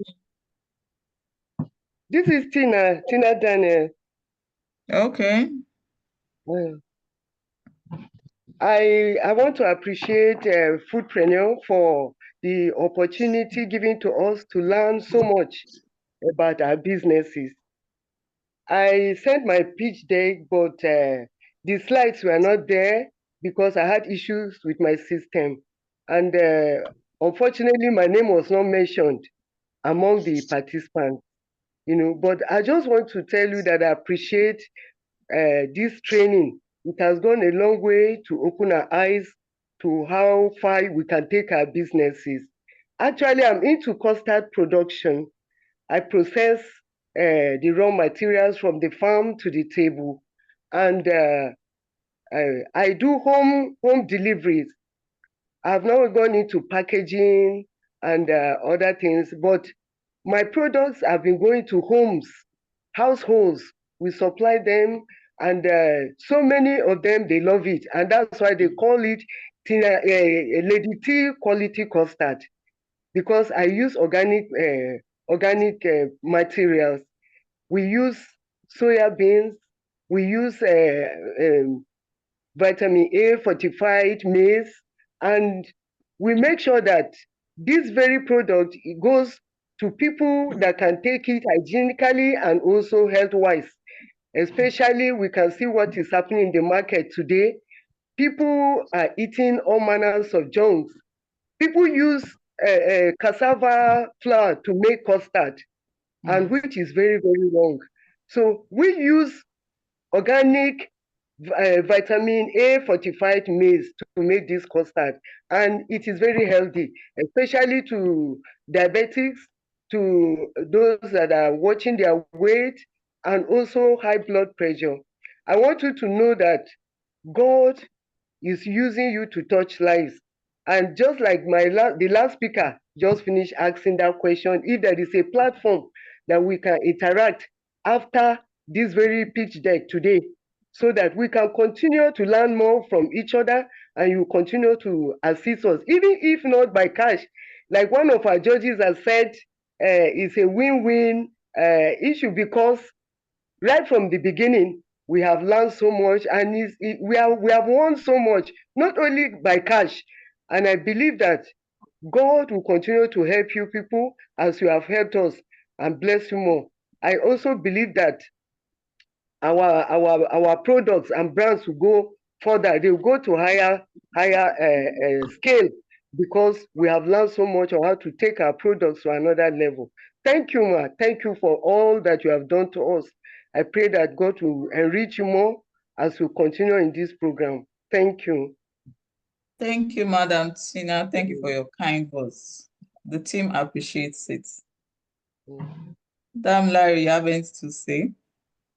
Thank you so much, Madam Tina. First and foremost, I'd like to apologize. While I'm apologizing, I also like to say that your pitch came extremely late. Like, if I remember correctly, it was yesterday. While it came late, I still encouraged you to present, if not for anything, but because of the quality of the feedbacks you'll be getting from the judges. And while that is why your name is not in the list. The list had been compiled before yesterday. And even while I still remember that I see at the tail end of the presentation, I asked that if there's any presenter that has not presented, I expected that, of course, we are humans and I can skip one or two names. That's why I asked if there are other presenters who have not presented, but you didn't say anything at that point. So again, I'm sorry. During the one-on-one section, I know the challenge you've been facing, and we've been able to trash it out. And I want to wish you continued success in your business. But again, I want to say I'm sorry for not calling you specifically. But when I asked that if there are other presenters who are yet to present, you could have used that opportunity. Thank you, sir. It's okay. Thank you. Hello, this is Mr. Pekugu. Okay. Yes, please go ahead. Good evening, ma'am. Good evening, sir. I cannot ask you how are you doing, because you are doing well and great. Everyone of you. Are you sure? Yes. Yes. Yes. The vision is really burning in your heart. And we are out to follow you up step by step. Yeah. I am Mr. Okechukwu. And my business name is Abundant Grace Agro Farm Enterprise. Sorry, I didn't really put all these things down. Hope you are hearing me, man. Yeah, we can hear you. Okay, my apologies for didn't put all these things down. The reason is when I registered at the first time, I got in touch with you people. So I was those people, one of them that registered the following day after your speech that you gave a grace of maybe another 72 hours or thereabout. So, but my first email I used, don't really know how it happened. I switched over to my Gmail. So they keep sending me messages that I have not paid, I have not paid, I have not paid. So I keep sending my payment this thing. So the thing made me not to follow up because as it is, I'm just like confused.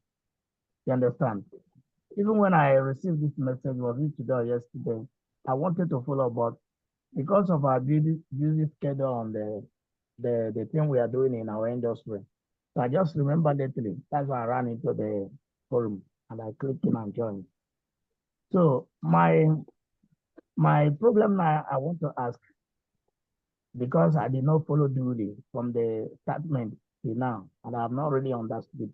But from the first speech you gave to us on YouTube, I followed, and I'm this place late now.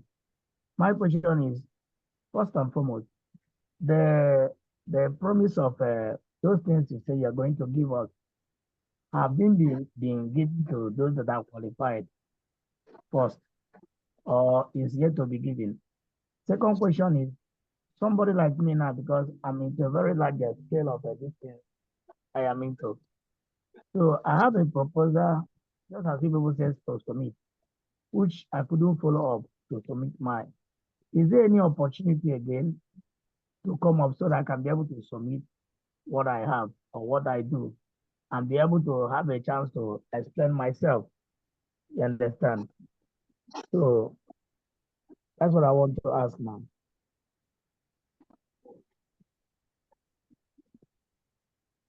Hello? Yeah, I can hear you. We can hear you. So, for I assume you're in cohort 3. You're currently in cohort 3, right? Are you in the WhatsApp group for cohort 3 or cohort 2? Yes. I can't really, except I check and drop a message to you later. I can't really know because the message keep coming and the complication to me. So I don't really, at a point, I was thinking that there is a scam. You understand? Just like I said, if you only now have been able to speak with you people and really see actually what is going on now, that I can be able to go to my WhatsApp and check I know the exact group I am. Because the two groups sends me message. Okay, so you're supposed to be on the WhatsApp group. Just check if it's food funding cohort 3. So check now which number is on that WhatsApp group. Is it food funding cohort 3 or 2 or 4? Okay.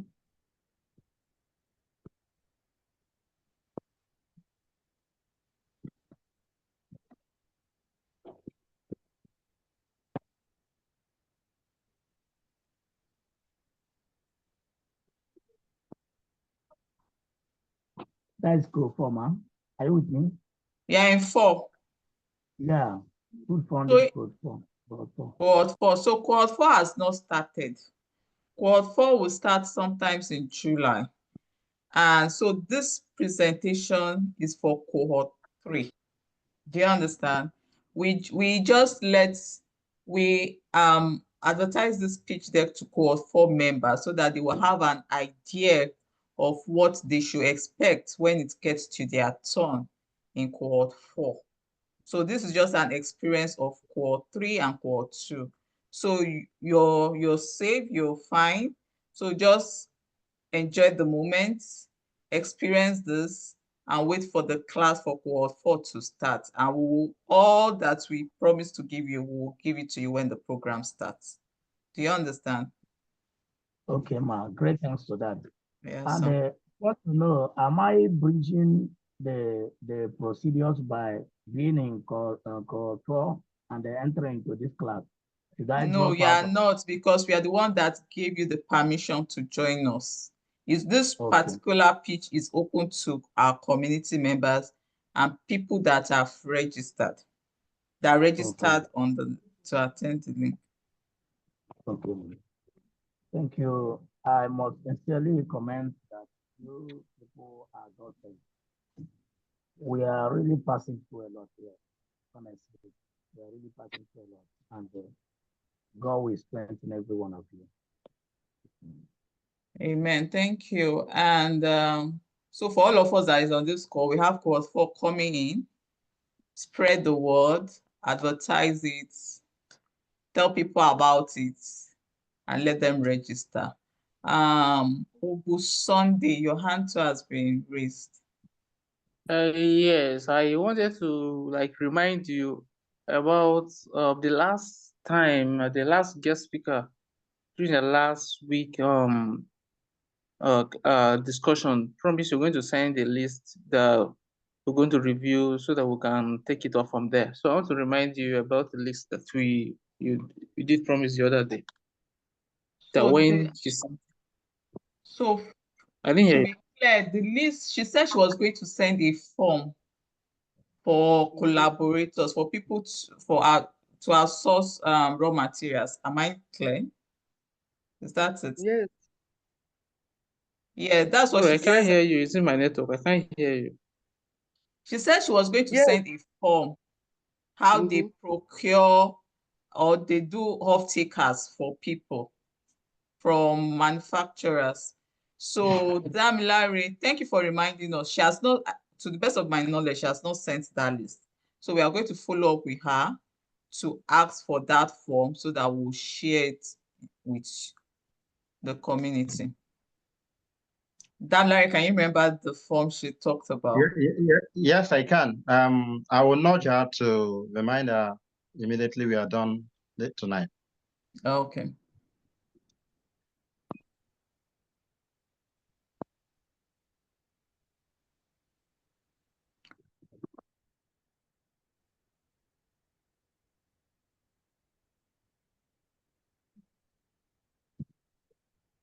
That reminds me, can I say something?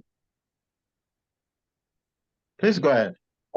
All right. The last masterclass we had with Madam Adamo, so I've asked for a number. She said that we would talk after the class, but I've not been able to get her number. I don't know if it can be shared.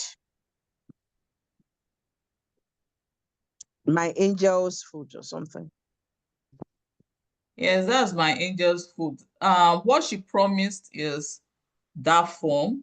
We will share that form. If you're interested to connect with her, you can also fill that form too. We will ask her personally if she wants us to share her number or her contact or not. Yeah.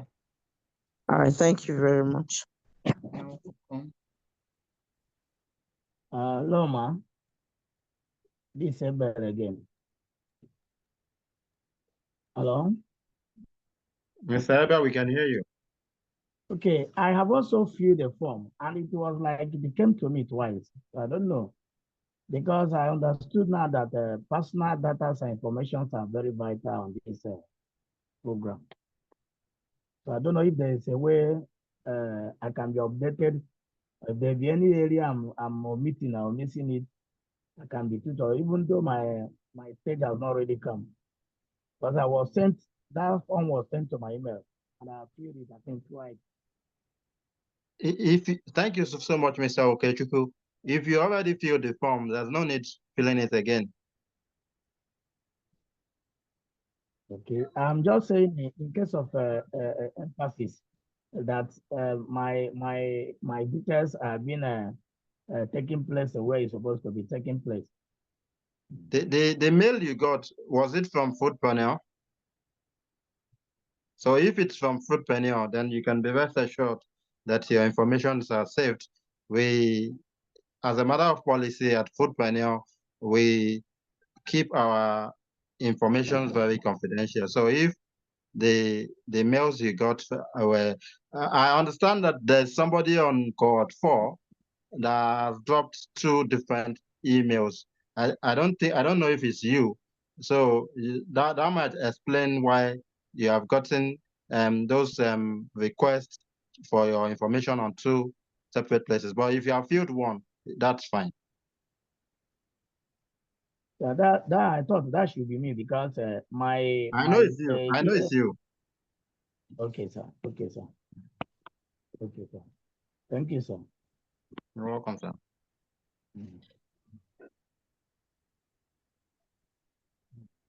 Wow. We have our judges back. Interesting. Thank you so much, Dr. Shitsu. Welcome back, sir. Thank you. I hope my colleagues are back.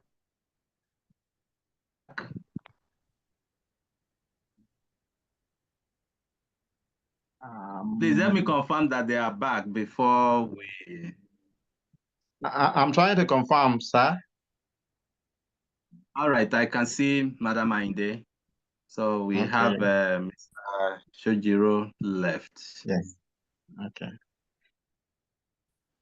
Okay. I'm here. How about Mr. Shojiro? Yes. Oh, great.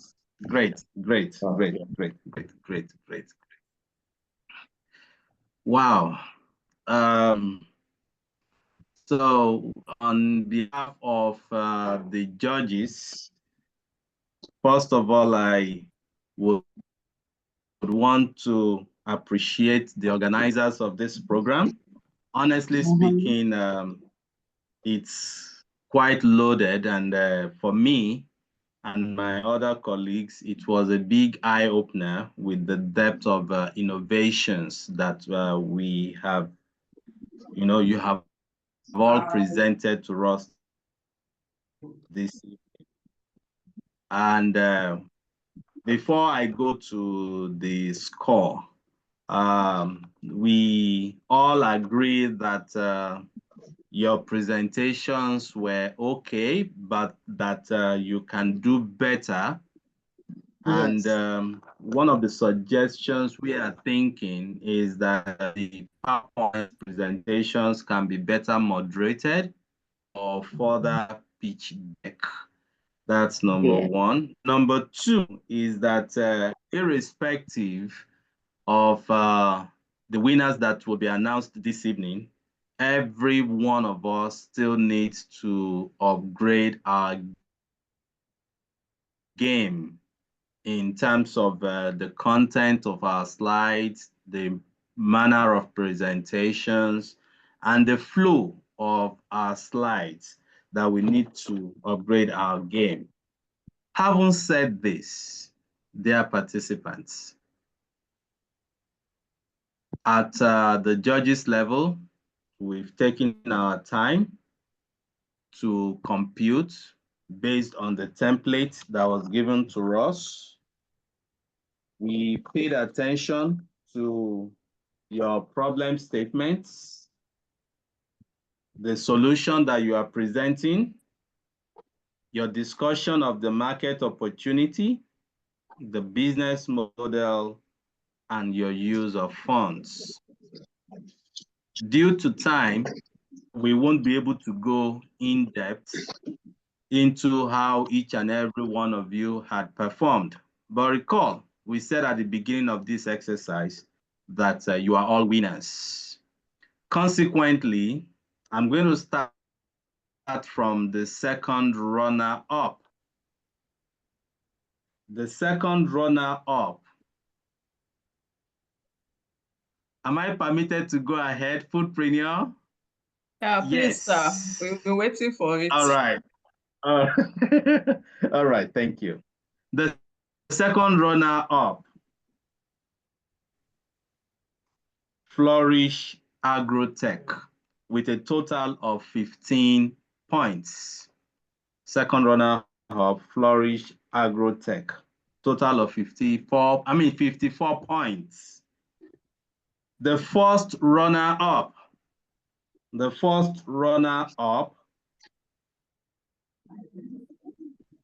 Optimal Yields, with a total of 61 points.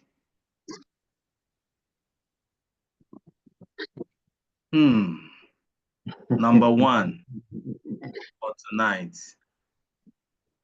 Yes, ladies and gentlemen, you have well-defined innovations. And we realize that all your presentations, your ideas, would actually move the food industry forward. On this note,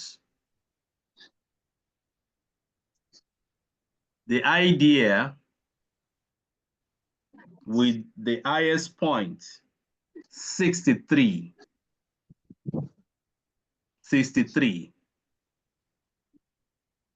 which we considered worthy of taking the number one position tonight is, can you all please clap for yourselves? Please jam your hands together for yourself. Let me see the coaster coming. Let me see it coming. Let me see it coming. Everyone is a winner, but the crown belongs to just only one person, and that goes to Mini Amlets. Oh. It goes to Mini Amlets. Wow. So on this note, ladies and gentlemen, I will hand over back to our moderator, Oluwadamilare. Thank you so much, dear colleagues. Thank you, Foodpreneur, for the opportunity. It's been a wonderful time, listening to all our presentations. Thank you. Thank you so much, Dr. Shitu, for that wonderful delivery as always. I remember our time at Aurora. Thank you so much for all you do for the Aurora Center for Employment.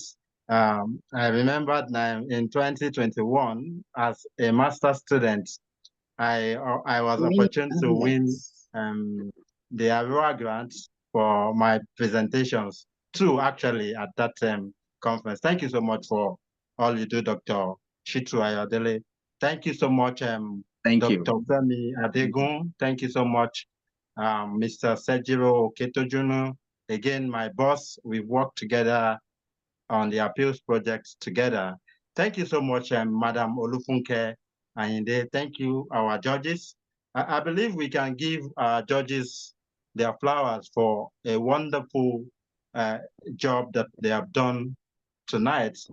I'd like to say congratulations to all our winners. Let me start from the second runner up. Flourish Agrotech with 54 points. Optima Yields with 61 points, and Mini Amlets taking the day with 63 points. Thank you so much. Congratulations to all our winners. Just like Dr. Shitu said, we are all winners. I believe that going forward, the quality of the feedback we'll be getting on our pitch and our business plans would, more than the money that we are giving tonight, the quality of the feedback will go on to set our businesses up for success. And like I said, we have investors who have taken a listen and will be getting in touch with us as we go along, who would be interested in investing in some of these wonderful ideas, some of these wonderful innovations that we have. Again, we want to thank all of you presenters for these wonderful innovations, these beautiful ideas. I mean, if wishes were horses, probably we would have wanted to give everybody some prize money, but just because this is our modest contribution to your success at the Foodpreneurs Hub. Of course, some of us should expect further call-ups from Mr. Damilare, can I speak, please? The grant money. Yes, please. Yeah, this is Farid from So if you have not won the grant money, you might win a yes from some of our investors. And I'd like to thank every other persons on this call, non-presenters, for your time, your comportment, your composure on the call. What a night it has been. A wonderful, wonderful one. Hello, Mr. Damilare. This Can you hear me? point, Hello. Mr. Farida, please. Farid. Yeah. I'm sorry I'm disrupting. Can I say one or two things? Please go ahead. Yeah, first, I want to appreciate the organizers of this. It's a wonderful one from the classes to, when my co-founder wanted to register for this, I was skeptical, like, how many things do you want to pay for online? We've paid for so things that we didn't get value. And it has been so wonderful. What she got from the one-on-one session we had, I think, Yosola, it was helpful. We applied that into our business, and I'm grateful for everyone at the Foodpreneur and the judges and all the participants, because I've seen, heard so many, wonderful ideas today, and I believe we are all destined for greatness. Agribusiness is the way to go, is what will fuel Africa in the future. By 2050, it will be the biggest sector of the economy. So we should not relent. We should look for new ways to go about it. And I'm just lucky to have won this. I'm just lucky. I count myself lucky. Not that I have the best business plan or business, but I'm just been lucky. So congratulations to everyone and to all the judges, to all the doctors, and also to Mr. Shejiro. I know it's far away at Badagry. We met some times back in Lagos State. While I was in Lagos State during some of the programs of the Lagos State Ministry of Agriculture and all. So thank you, everyone, and that's it. And my co-founder, she's kind of down with fever, so I'm sending our regards also to everyone. Thank you so much. Thank you, Farid. Congratulations to Mini Hamlets. Wonderful presentation it was. Thank you so much. On this note, I'd like to hand over to our founder, who, of course, would want to say one or two words to our judges, our presenters, and our winners. Mrs. Olu Shala, please. Thank you. I really don't have much to say than just say thank you. Thank you for your time, like close to 4 hours. Wow, on a Saturday. Thank you.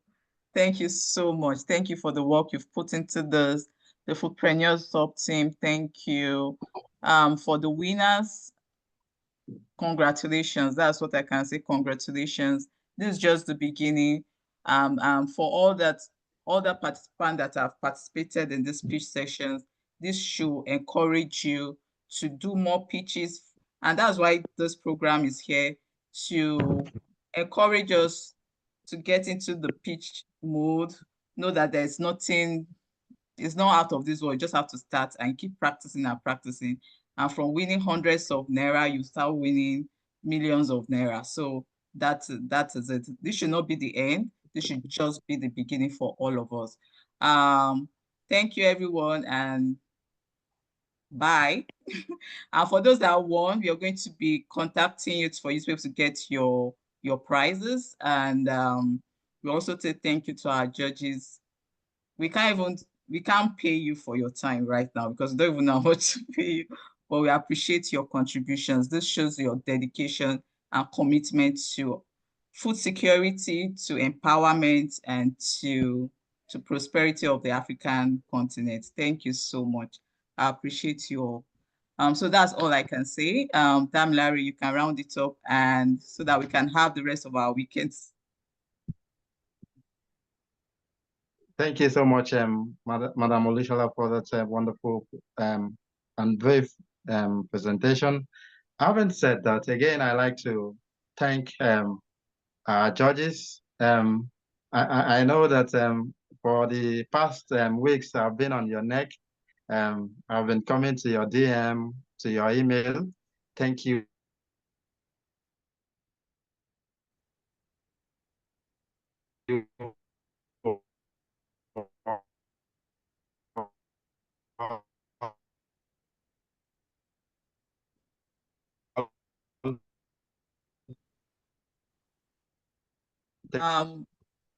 I guess it's the network. I can't hear Larry clearly. For those still on the call, can we on our cameras, if your camera ready, so that we just take a final picture and say bye-bye. If you can turn on your cameras and in 5, in 1, I'll be counting 5 just to take pictures. 1, 2, 3, 4. So I'm taking it now. If you can still turn on your camera ready, especially the winners.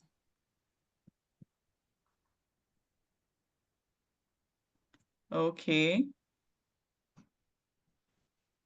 We have some couple of, it's not too late. Okay, I have some good pictures. Thank you. Bye-bye. Bye, everyone. See you. Continue the conversation in the community.